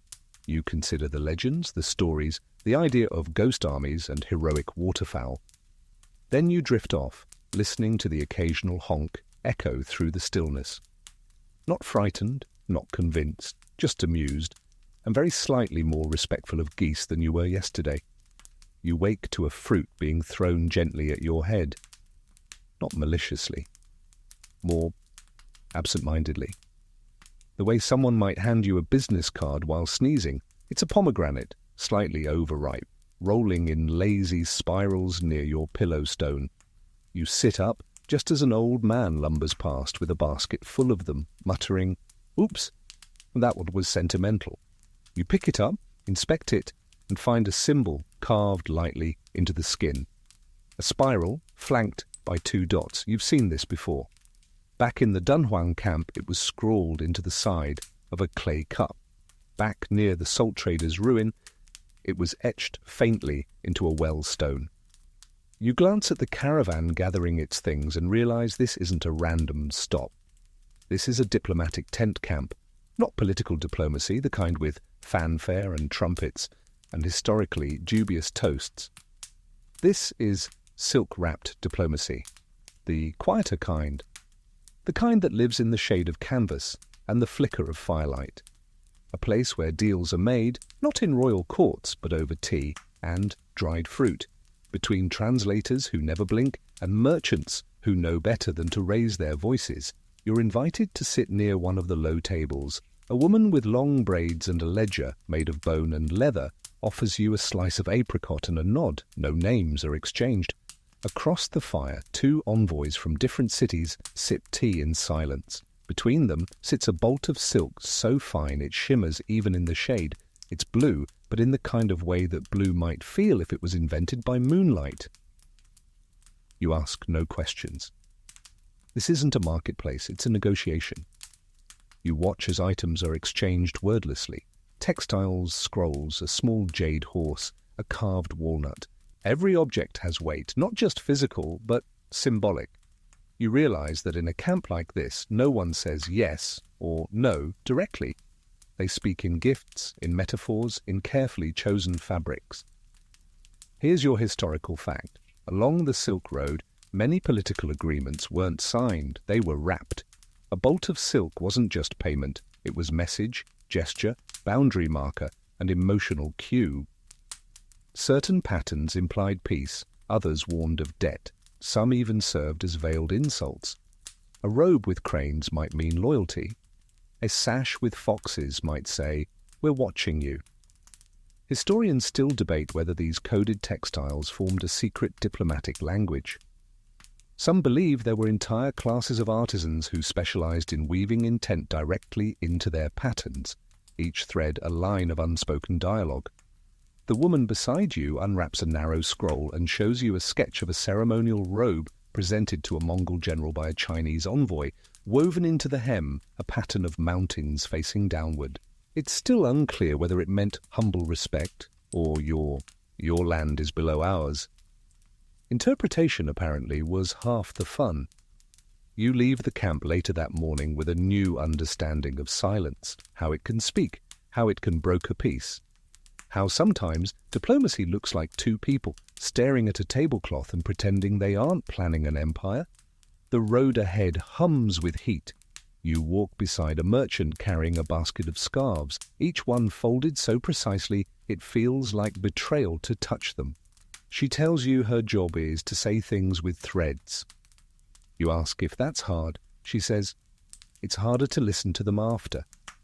You pass a dry riverbed lined with smooth stones. Someone has arranged them into a spiral, just like the pomegranate symbol. You stop to trace it with your foot. Another traveller joins you. She says those were used to mark neutral ground, no trade, no theft, no shouting.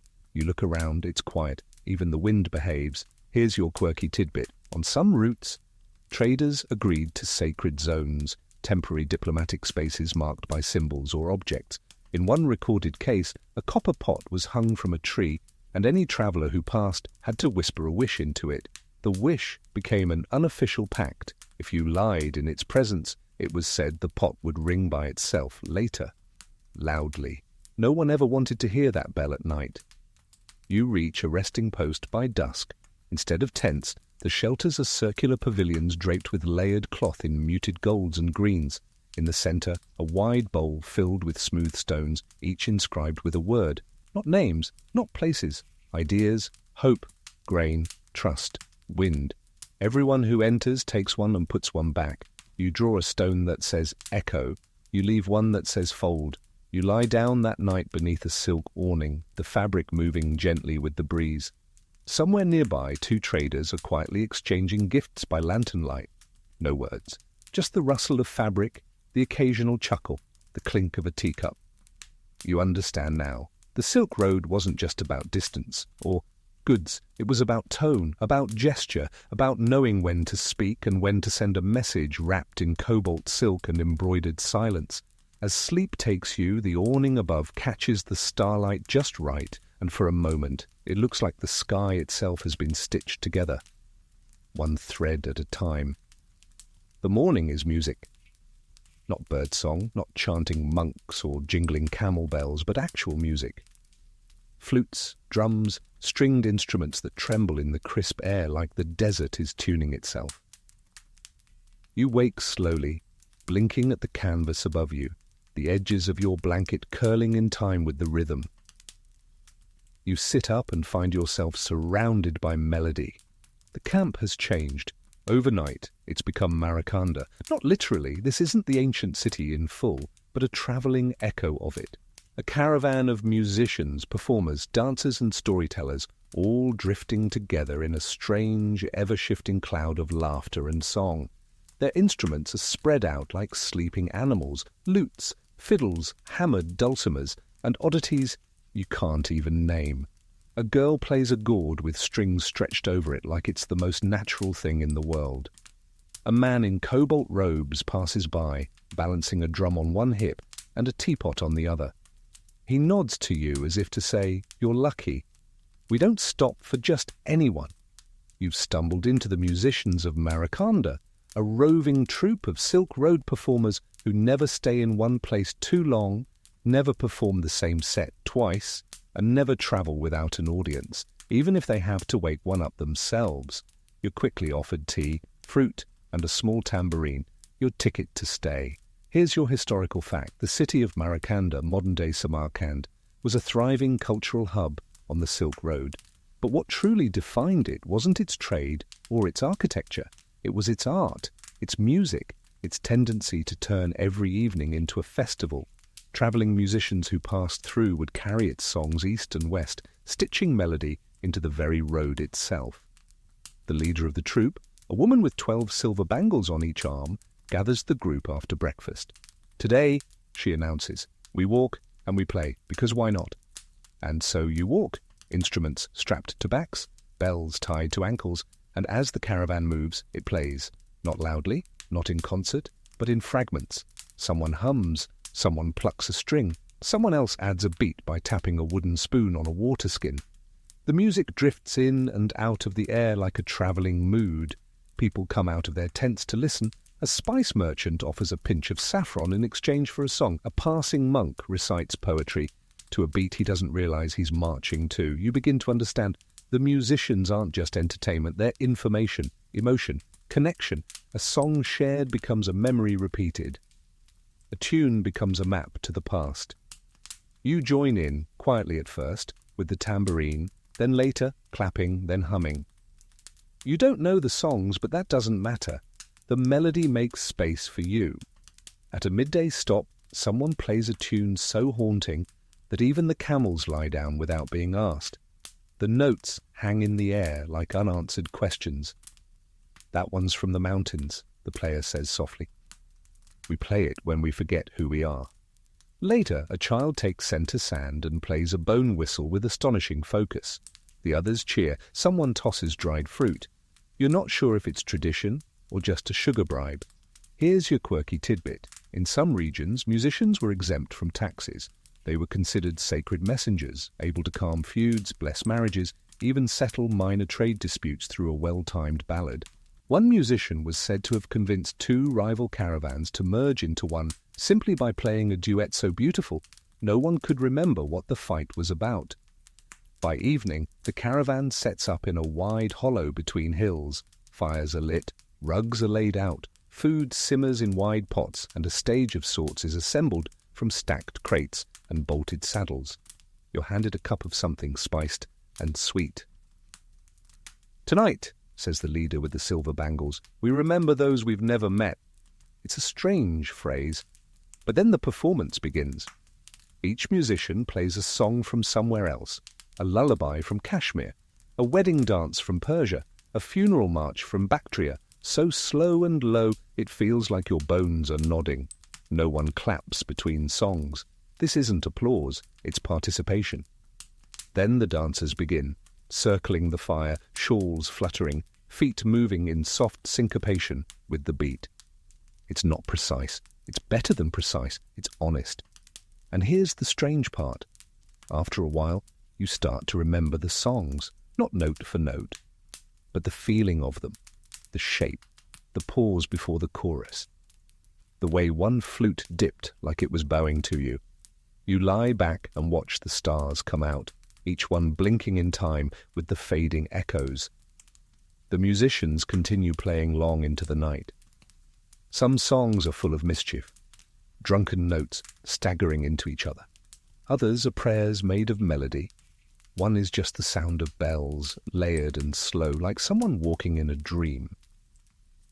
You fall asleep there, wrapped in music, knowing you've heard things that no scroll could ever translate. Because some parts of the Silk Road weren't written. They were sung. You wake to a breeze that smells faintly of ash, figs, and whatever yesterday's drum circle left behind. The fire has gone out. The musicians are packing up their instruments, and the hills are quiet again, like they're politely pretending nothing happened. You stretch, blinking up at the sky. The music is gone, but something else lingers. Not silence, exactly. More like a hum beneath the world. And that's when you see them. At first, it's just a man unloading a crate of dyed wool. But then you notice the writing on the crate, and then the pattern on his cloak, woven symbols in orange and green stitched in deliberate disarray. Then the coins he uses to pay for breakfast, square with holes painted rather than minted. Odd, distinct, Sogdian. You've heard the name whispered in passing, always with a shrug and a sigh, but now you see them, Sogdian traders, moving like background characters who quietly own the scene. They're not loud, they're not flashy, they're just everywhere. You follow one into a shaded tent where the scent of ink and rosewater hits you like a polite argument. Inside, 3 people are sitting cross-legged, playing a board game you've never seen, and negotiating something so complex you can't tell if it's about camels, calendars, or cinnamon futures. One of them glances up and grins. "Welcome to the Sogdian Shuffle," she says. You sit. Here's your historical note. The Sogdians were master traders from Central Asia, particularly the region around Samarkand. They weren't conquerors, they weren't kings, but they were possibly the most important middlemen the Silk Road ever knew. Multilingual, adaptable, fiercely networked, like ancient LinkedIn with better hats. A Sogdian could negotiate with a Chinese silk dealer in the morning, write a letter in Persian by lunch, and sell turquoise to a Byzantine envoy before dinner. They moved like water, filling every gap in the road's ecosystem. Not flashy, just indispensable. The woman at the table pours you a cup of pale tea and offers a date. "Most of what you think you know," she says, "came through us first." You believe her. She explains that the Sogdians kept communication lines alive, literally. Their couriers carried letters, sealed scrolls, and verbal messages across deserts and borders, often memorizing entire trade inventories or treaty drafts. And they did it with style. Their clothing, loud, their jewelry, irresistible. Their shoes, pointy enough to imply both wealth and mild danger. And here's your fringe tidbit. Many Sogdian merchants built communities in foreign cities, tiny enclaves of multilingual negotiators who could adapt to any culture while keeping their own stories, customs, and recipes intact. They were cultural middlemen, not just commercial ones. Food, language, fashion, all filtered and redistributed through the Sogdian lens. You ask about their letters. She hands you a scroll. It's a copy, faded but legible. It's not a contract, not a manifest. It's a letter from a merchant to his wife, apologizing for the long journey, describing snowfall in the Pamirs, and asking if she still dreams of apricot trees. It's dated from the 4th century. You try to hand it back. She shakes her head. Keep it. We're not sentimental. You're not sure if that's true. You walk with her through the camp. She points out small things, insignias on wagons, ink marks on sacks, the pattern of knots on a rope. Each one is a message, a signal, a silent conversation among traders who may never meet but still speak fluently in symbols. At one point she gestures to a leather-bound book. Our language, she says, is mostly gone now. Few remember it. She smiles without sadness. But the stories stayed. In other tongues, we were never trying to own the road, just thread it together. You sit beneath a fig tree while the Sogdians pack up their camp. Their banners are rolled with care. Their carts stacked with boxes labelled in 3 scripts. Their camels wear tassels with charms attached, coins, seeds, tiny bells. You ask if they still travel in large groups. She shrugs. Sometimes not. Doesn't matter. Everyone knows someone who speaks our name. You drink the last of your tea and watch as they vanish down the road. Not hurried, not slow. Just steady, like they've always been walking. And maybe they have. That night, you stop in a quiet shelter beside a dry riverbed. The moon is high, your pack is lighter. You pull out the letter, the one from the merchant to his wife. You read it again by firelight. His words are ordinary, human, real. He writes of weather, trade, longing, of a scarf he bought for her, of the way she smells when she bakes. You fold it carefully and slip it into your satchel beside the silk thread, because in the end the Sogdians weren't legends, they were messengers. And the road, it remembers every message, even the ones whispered only once. The sun rises slowly over a sea of stone and sand, but today it doesn't feel like a beginning, more like a pause, as if the desert is waiting for something or someone to take the next step first. You're already awake, sitting cross-legged beside a small fire that's more smoke than flame. The tea in your hand is bitter and slightly burnt, but you drink it anyway because today is for ruins. Not the romantic kind, the confusing kind. You hike with a small group up a ridge flanked by cracked pillars.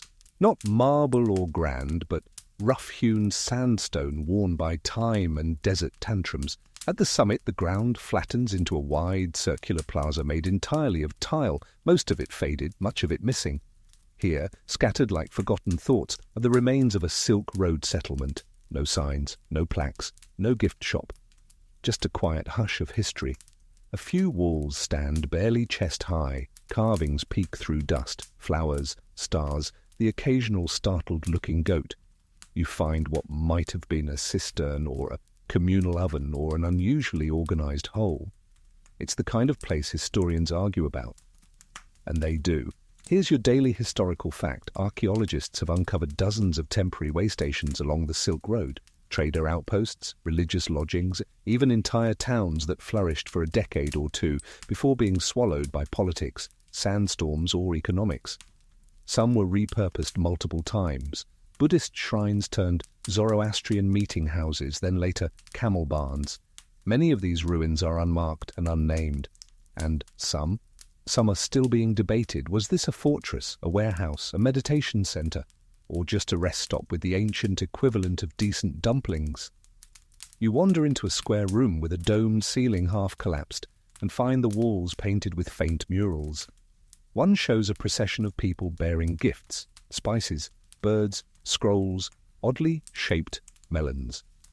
Another depicts a mountain shaped like a sleeping woman with silk ribbons flowing from her mouth. Your guide, a quiet man who only speaks when dusting something off, mutters, "Some say that's the spirit of the pass. She gave safe passage to those who honoured her with silk."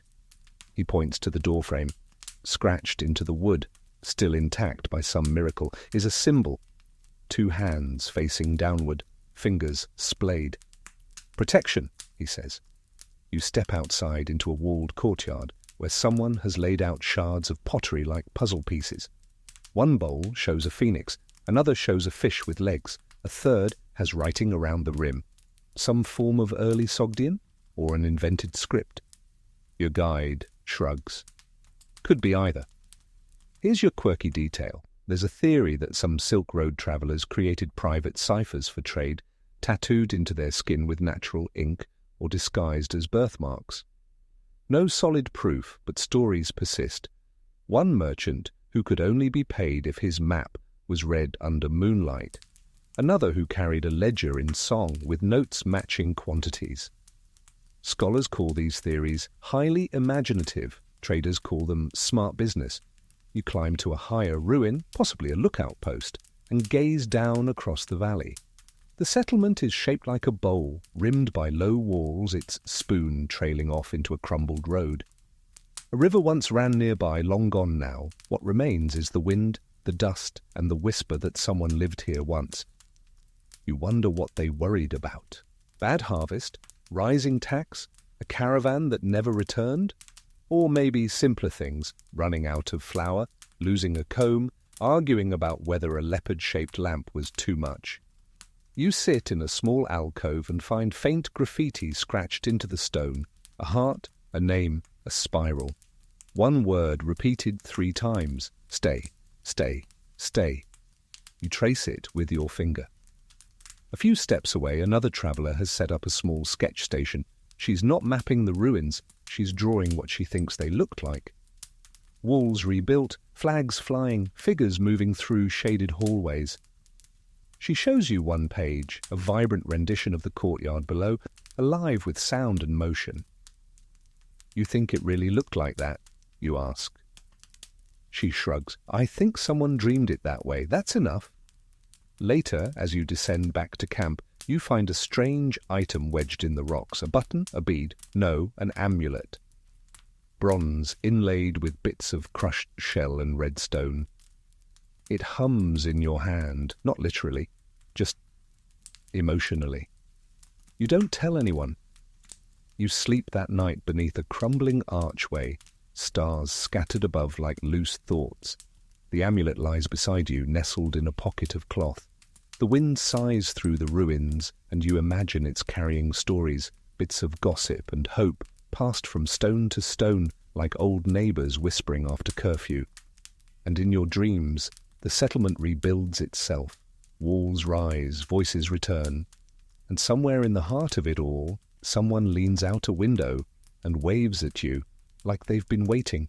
You wake not to music or geese or ghost stories, but to the steady, rhythmic tap-tap-tap of chisels on stone. At first, you assume it's a dream, some echo of the ruins from yesterday rebuilding themselves in your subconscious. But then it comes again, louder now and unmistakably real. You sit up, stretch, and follow the sound. A short walk from camp, tucked against a cliffside, is a group of workers, artists really, carving shapes into the rock with methodical ease. Lines emerge from stone like veins surfacing through skin. A palm tree, a lion, an inscription in characters you don't know. There's a scaffolding of woven rope and wood, and a few baskets of red and yellow pigments. You've stumbled into a petroglyph site, not a ruin this time, an active one, and not abandoned, preserved. A boy notices you watching. He waves, then dips a brush in ochre and smears a streak onto his forearm with the kind of satisfaction usually reserved for jam on toast. One of the carvers gestures you closer. He's older, sun-beaten, with hands that seem to know stone better than they know sleep. He shows you the section he's working on, a procession of animals, each one slightly abstract. almost geometric. Camels with triangle knees, deer with spiral antlers, a tiger with too many eyes. Old dreams, he says softly, captured before they leave. Here's your historical truth. The Silk Road wasn't just a network of trade, it was a canvas. Along its length, travellers carved, painted, and inked their memories, fears, and prayers into stone. Some were graffiti, names and dates. Others were religious or ritualistic, and many, like these, are still undeciphered. Historians still argue whether the more cryptic symbols are shamanic, astrological, or simply artistic, a way for nomads to tell stories when no one else was listening. You run your hand along a smooth patch of wall. The surface is warm, humming slightly with heat and old secrets. Someone hands you a piece of charcoal and nods toward the edge. You hesitate, then draw a small shape, a tent with a tiny fire beside it. Nothing dramatic, but it feels right, like adding a whisper to a long conversation. Here's your fringe tidbit. Some desert travelers believed stone could remember people, not in a haunted sense, but in a deeply practical one. Inscriptions were placed at crossroads, not just to mark location, but to anchor presence. You passed this way. You mattered. The carver chuckles when he sees your sketch. Short story, Ori, he says, but honest. As the sun climbs, the cliff glows golden rose. Colours bloom across the rock face like silent applause. You step back and realize the carvings are layered, some centuries older than others. New stories etched beside ancient ones. No hierarchy. Just one long, looping dialogue. You sit in the shade and watch as a girl climbs a ladder to add red dots to the eyes of a bird. She doesn't use a brush, just her fingertip. She tells you that the bird is the watcher of roads. If you pass beneath it and forget something important, the bird will remember it for you, but only if you're kind. You nod because that feels like the sort of rule worth keeping. At midday, you share a meal of dried chickpeas, flatbread, and pomegranate seeds with the artists. The bread is warm, the seeds slightly fermented, and someone swears this makes them more magical. You pretend to believe it, if only for the joy of being part of the myth. That evening, you climb a hill just above the carvings and look back. The rock wall seems to ripple in the setting sun, not literally, but your eyes want it to. In a way, it is moving, because every person who's ever passed this way, every footstep, every name, every fleeting hope has left something here. A mark, a line, a shape half finished. And now you have too. As night falls, you settle under a cluster of dry shrubs with the scent of chalk and charcoal still clinging to your sleeves. The stars are out early, and the moon, gibbous and smug, casts pale shadows across the cliffside. From here, you can just make out your tiny tent and fire, drawn in black on gold, a quiet promise that yes, you were here. Even if no one else remembers, the stone will. You wake up coated in a fine layer of chalk dust, and the smug satisfaction of having accidentally become part of an archaeological record. Stretching beneath a tangle of scrub, you glance toward the cliff where yesterday's carvings shimmer faintly in the morning light. Your little tent and fire sketch is still there, tucked in among centuries of memory, quietly minding its business and possibly developing a mild superiority complex. You brush yourself off and rejoin the trail, which today is less a road and more a suggestion. A soft path between dry grass and low hills, so subtle it almost feels like you're making it up. You walk alongside a scholar this time. She's wiry, tan, and wears 5 scarves at once, not for warmth, she assures you, but to organize her pockets. Each scarf has its own theme. You don't ask. She's tracing the path of lost knowledge, that's what she calls it. I'm mapping forgotten libraries, she explains, pulling out a rough parchment scribbled with lines, question marks, and what may or may not be a drawing of a goat in glasses. There were libraries along the Silk Road, she says, not just temples and trade posts, but real hubs of learning, some attached to monasteries, others to merchant guilds. Reading rooms where tea flowed and debates got heated, not over politics or conquest, but over whether dragons were metaphors or just really good at hiding. You hike together through a narrow pass where the wind funnels between rocks like it's in a hurry to be somewhere smarter. At the summit she shows you the remains of an old stupa, a circular base, a few stone slabs, and nearby a collapsed structure. This, she says, was probably a scriptorium. You step over what once was a threshold and into a space humming with invisible noise. The room is gone, but the feeling lingers. That someone once sat here copying texts by hand, page after page, ink and prayer, mixing with dust and ambition. Here's your historical fact. Many Silk Road monasteries were also centers of translation. Sanskrit texts became Chinese. Greek philosophy was copied beside Buddhist sutras. Arabic numerals took root. Knowledge moved faster than any camel. But here's the kicker. Most of it's gone, lost in war, decay, sand and negligence. Some scrolls burned, some repurposed as kindling or bandages, others just vanished, eaten by time, or folded into someone's cloak and forgotten beneath a floorboard.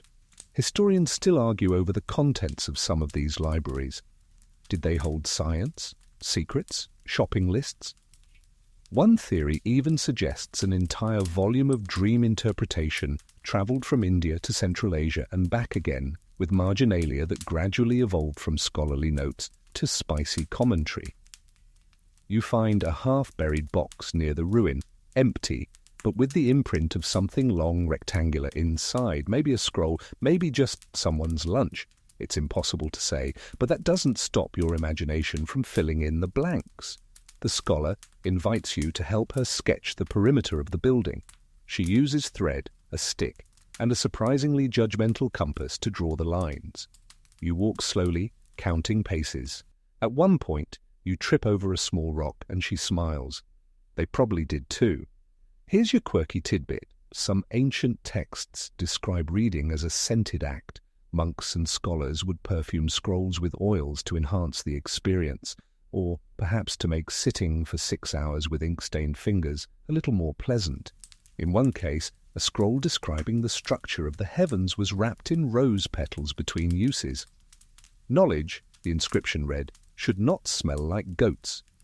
You sit on the foundation wall and snack on a handful of salted almonds while she hums to herself and marks another corner of the ruined floor plan.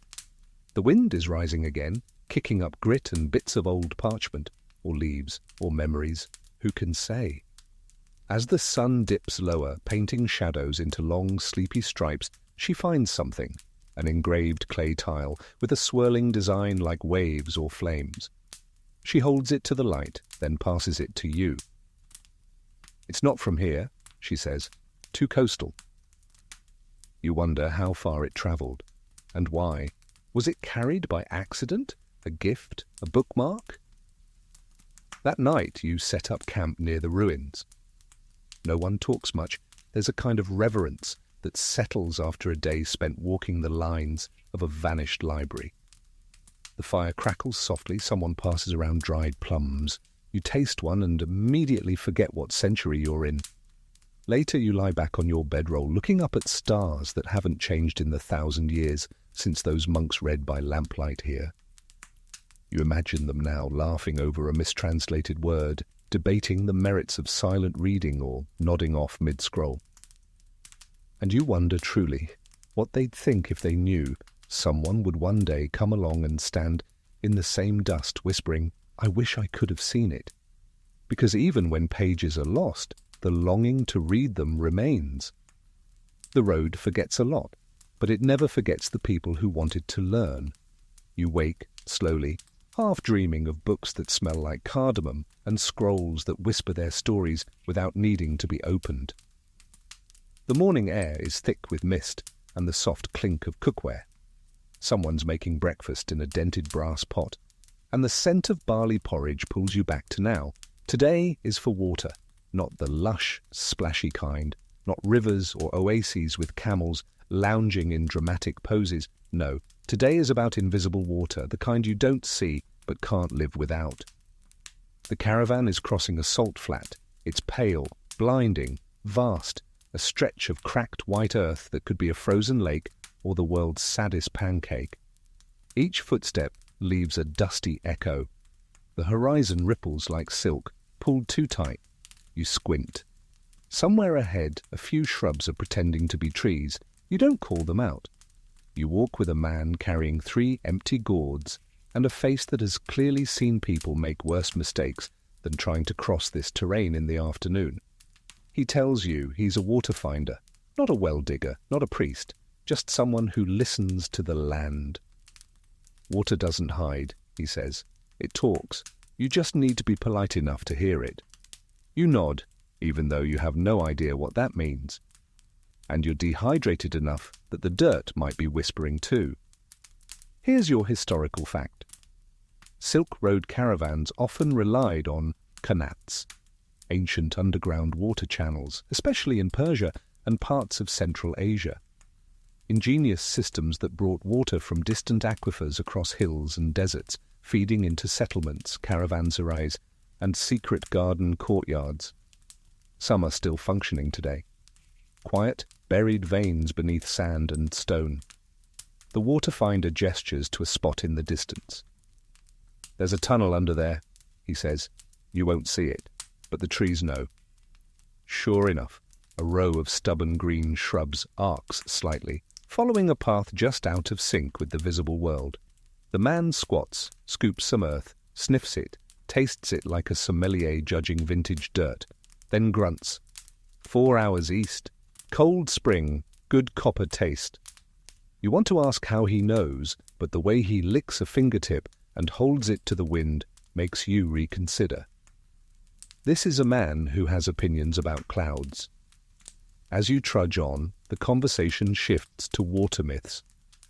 He tells you of the Kariz spirits, benevolent desert creatures who guard hidden wells. You have to thank them properly before drinking, he says. Or they dry up the whole tunnel just to spite you. What's proper thanks? You ask.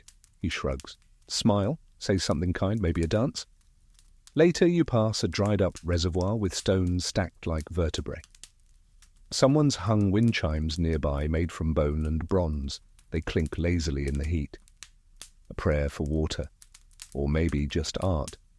A small caravanserai appears on the horizon, a squat, sun-bleached structure with low walls and an interior courtyard barely bigger than your camp blanket.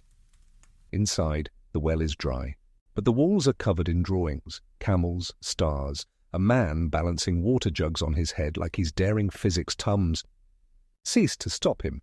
You sit beneath an overhang, sipping from your own gourd, while a merchant pours water into tiny ceramic bowls for his donkeys. One of them slurps dramatically, then sneezes into your boot. No one apologizes, it's too hot for manners. Here's your quirky tidbit. Some desert travelers believed water could remember kindness. Offer your best water to someone in need, and the next spring you find will be sweeter. One tale tells of a trader who gave his last cup to a passing beggar and later discovered a well that hadn't existed the day before. It tasted like apricots, he supposedly said. Historians, of course, are skeptical, but apricot water sounds nice, doesn't it? You leave the salt flats as the sun begins to slide down its imaginary ladder. The air is cooler now, the earth less crunchy. Your lips are dry, your feet are powdered white, and your gourd is mostly empty, but your water-finder companion is humming. Just ahead, beneath a rocky bluff, a grove of trees appears. Green, real, undeniable. You can smell the shift in the air, that cool, wet note that makes your skin remember how to be soft.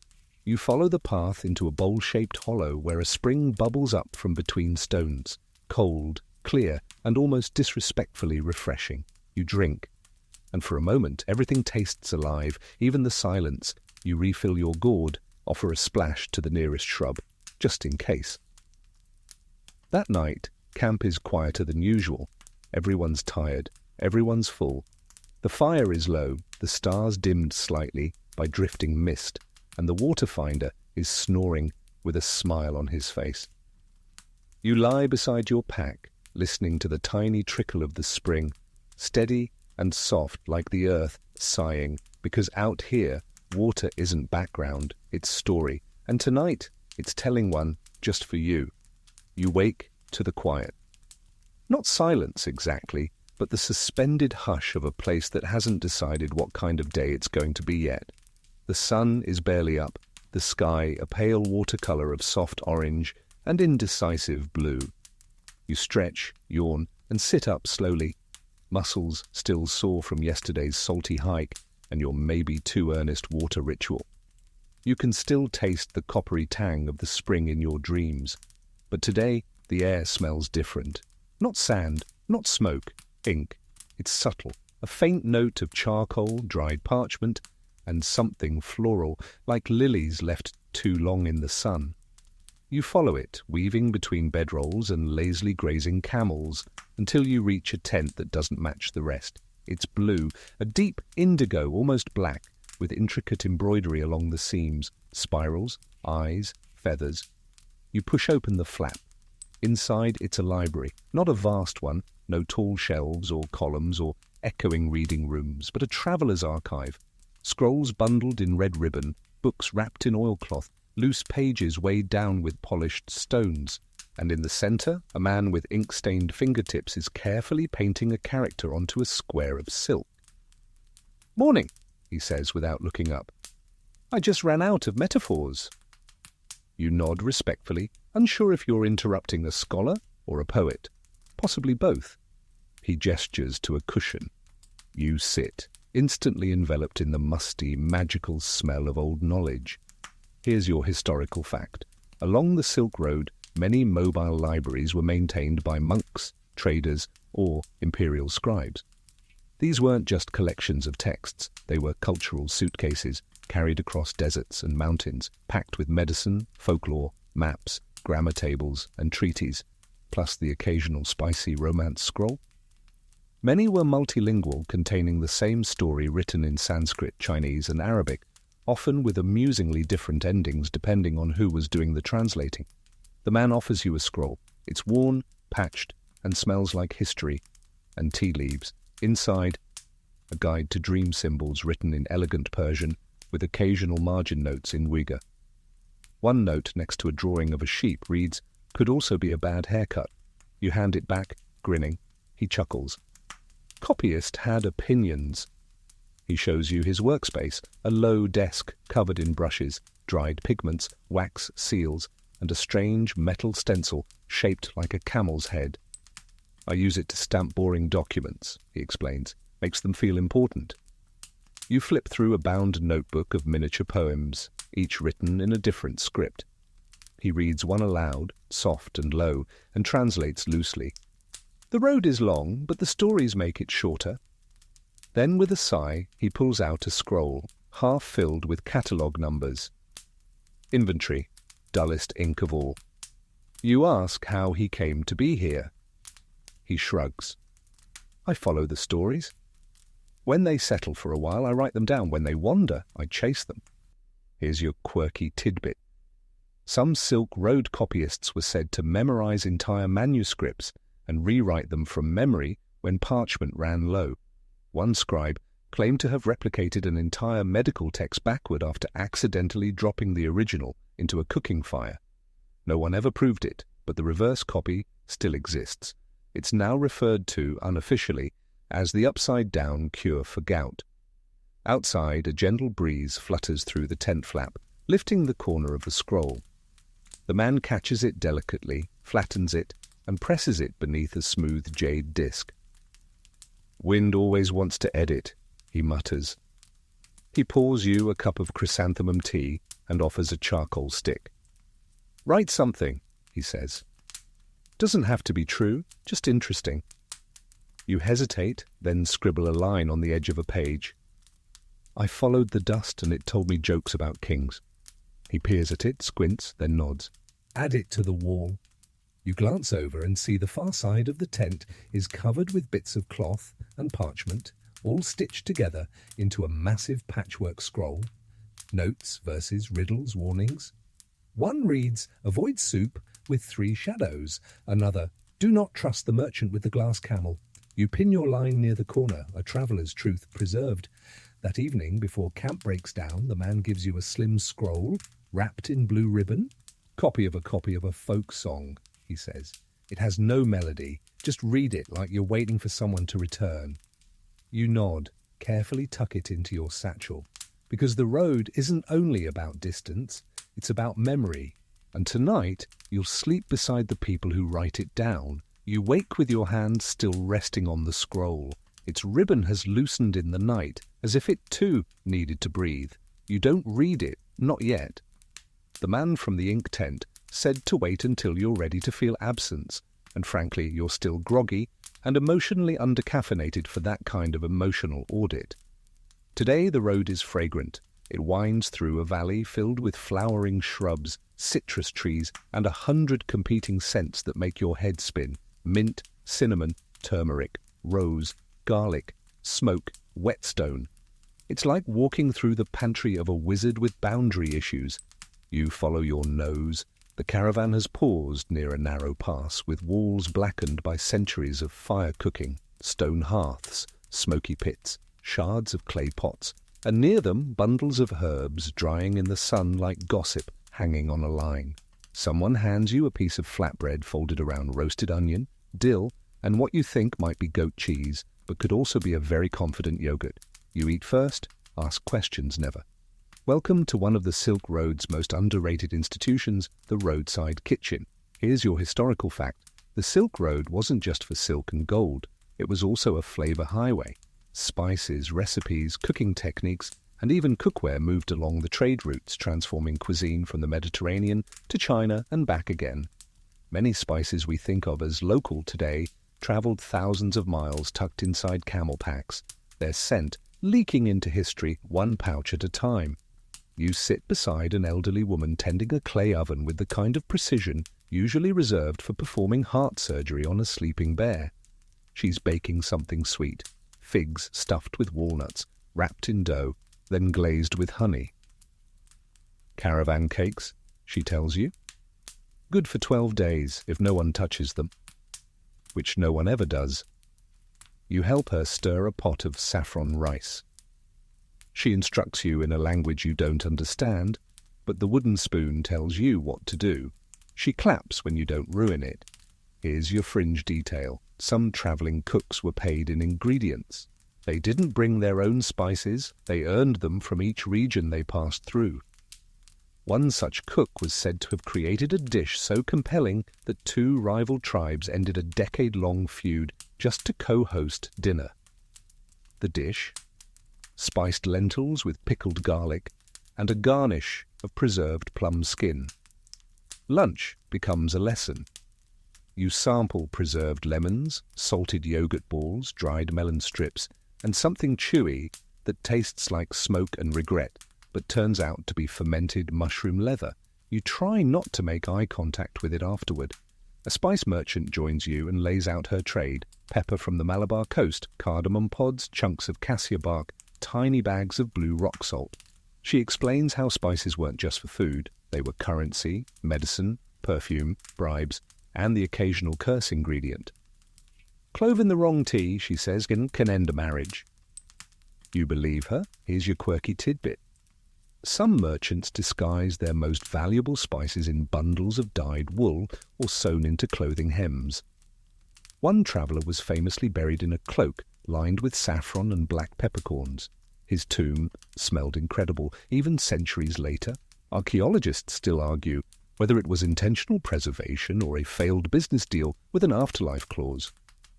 As the sun begins to dip behind the cliffs, the campfire kitchens come alive.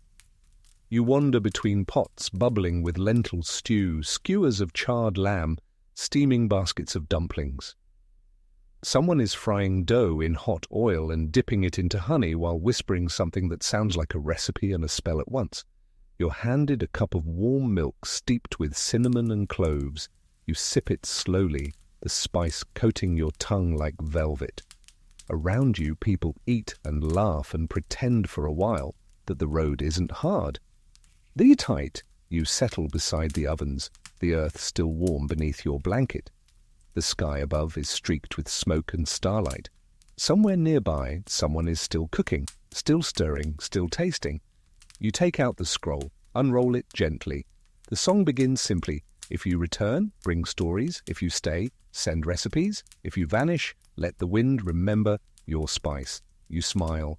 Fold it carefully, tuck it beneath your pillow, and sleep with the scent of distant kitchens braided into your dreams. You wake warm, not just from the fire's residual heat or the thick wool blanket tucked up to your chin, but warm in the soul, like your dreams were wrapped in cumin and citrus peel and kindness.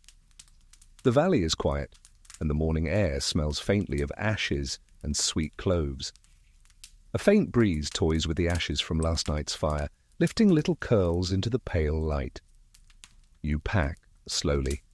Today isn't a day for rushing. Today is a day for remembering.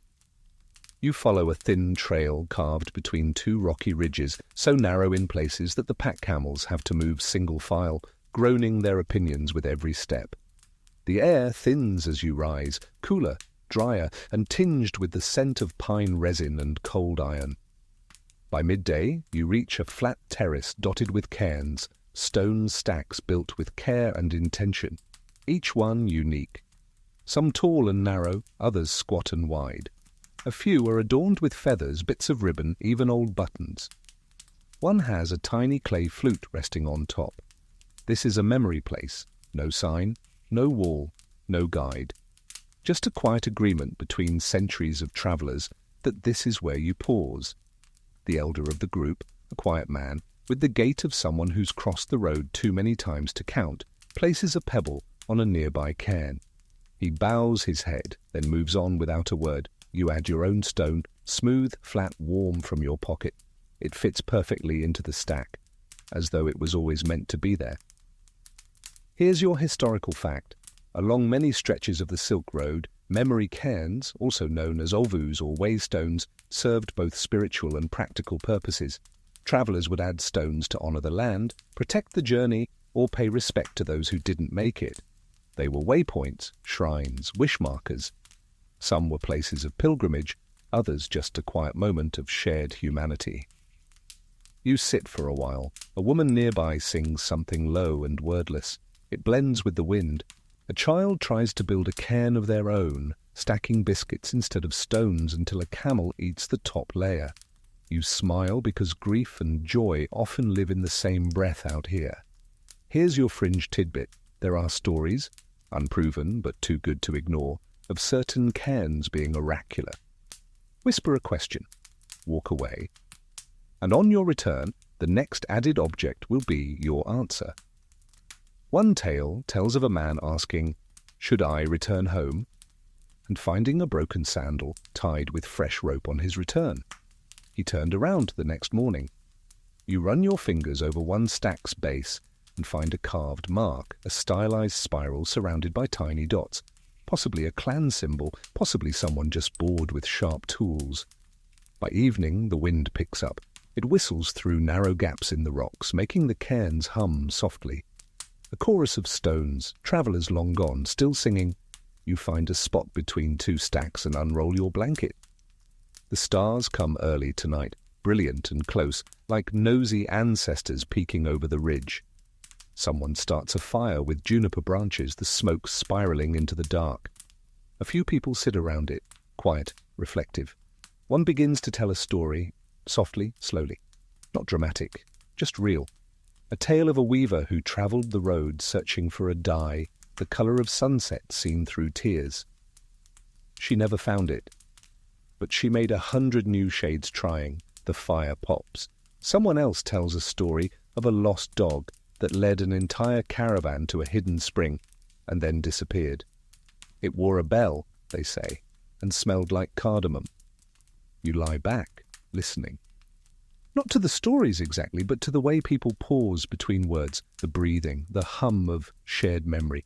Here's your quirky tidbit. Certain old Silk Road legends say memories carried on the road become part of the dust.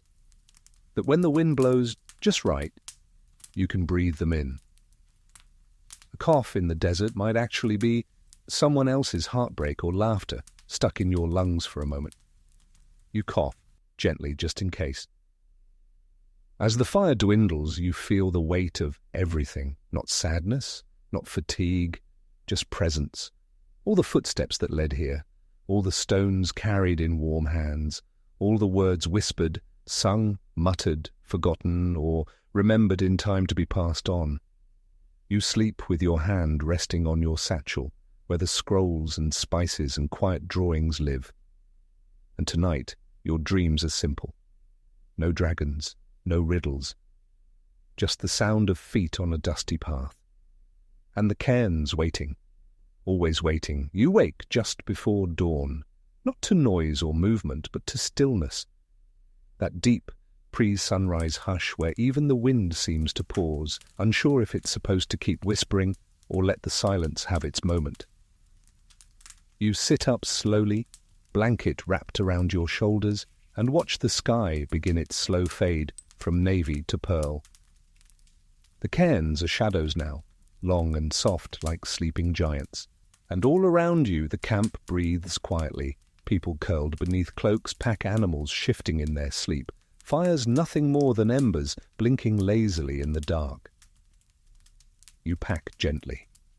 Today you walk alone. Not because the caravan has vanished. They're still nearby, waiting for morning tea and instructions, and that one guy who always takes too long tightening his sandals, but because something tugs at you, a pull, not backward, not forward, just inward. The path turns narrow again, then wide, then disappears beneath reeds. Birds chatter in a language older than traders. You cross a shallow stream where the stones wobble politely, and you stop to watch a turtle, the size of a bread plate, decide not to care about you. Eventually, you come upon a circle of standing stones. They're weathered and low, barely taller than your knee, covered in moss and fingernail-sized lichen, but you know what they are. Markers, guardians, a place of ending and offering. You kneel, you unpack the scrolls, the ink-stained cloth, the spices, the little drawing of your tent, and fire. You unwrap the honey cake you saved. You hold the blue-ribboned folk song in your lap and trace each letter with your fingertip. Then you place them all, one by one, in the center of the circle. A thank you, a memory, a leaving. Here's your final historical truth. No one knows how many stories the Silk Road carried. Not really, because for every scroll discovered, 100 were lost. For every coin, every statue, every stamp, there were people. Quiet ones, loud ones, accidental heroes, who simply walked and traded and listened and told jokes about donkeys. Historians still argue whether the Silk Road was a single route or a tangled net, whether it mattered more economically or culturally, whether its legacy is trade or art or interruption. But you know it was presence, was footsteps on dust, it was spices in cloth, it was laughter echoing in a cave with no name. Here's your fringe tidbit. Some say the Silk Road never ended, that pieces of it still whisper beneath highways, in shipping ports, in the recipe your neighbor's grandmother guards like treasure. That the threads never broke, they just rewove. You stand lightened, not emptied, just carried. Because the road carries you too. You walk back slowly, letting the morning fold around you. The sun climbs, golden and forgiving. Your hands smell faintly of ink and fig and sandalwood, and the wind, it knows your name now. That night, you rejoin the caravan. No one asks where you went. Someone pours you tea, someone else hums the tune from your scroll. The stars arrive with more room between them tonight, like the sky is giving you space to breathe. You lie on your blanket, eyes half-lidded, limbs loose, and the final thought you have is not about where the road began, or where it ends, but about how soft the middle can be, and how, sometimes, it's enough to have walked it with wonder. And now, dear traveller, the journey rests. Let the fires glow, flicker low behind your eyelids, a quiet rhythm in the stillness of your chest. The dust has settled, the camels have curled their long limbs beneath the stars, and the spice-scented wind has tiptoed into hush. All that walking, all that watching, has slowed your heartbeat to the pace of history itself. Unhurried, steady, curious. The stories you've carried, the scrolls tucked gently in your satchel heart, they can stay with you a while longer. There's no rush to unroll them, no deadline to remember every detail. Just knowing they're there, that you were part of them, is enough. Let your breath lengthen, let your spine soften, let your fingers loosen, no longer gripping anything but dreams. You don't need to find the next caravan, not tonight. The stars will keep watch, the cairns will hum, and the old roads, those braided lines across mountains and sand and story, will still be there in the morning. Sleep now, under a sky embroidered with memory. Sleep with your own soft thread, red, woven gently into the map of it all. Sleep. The journey remembers you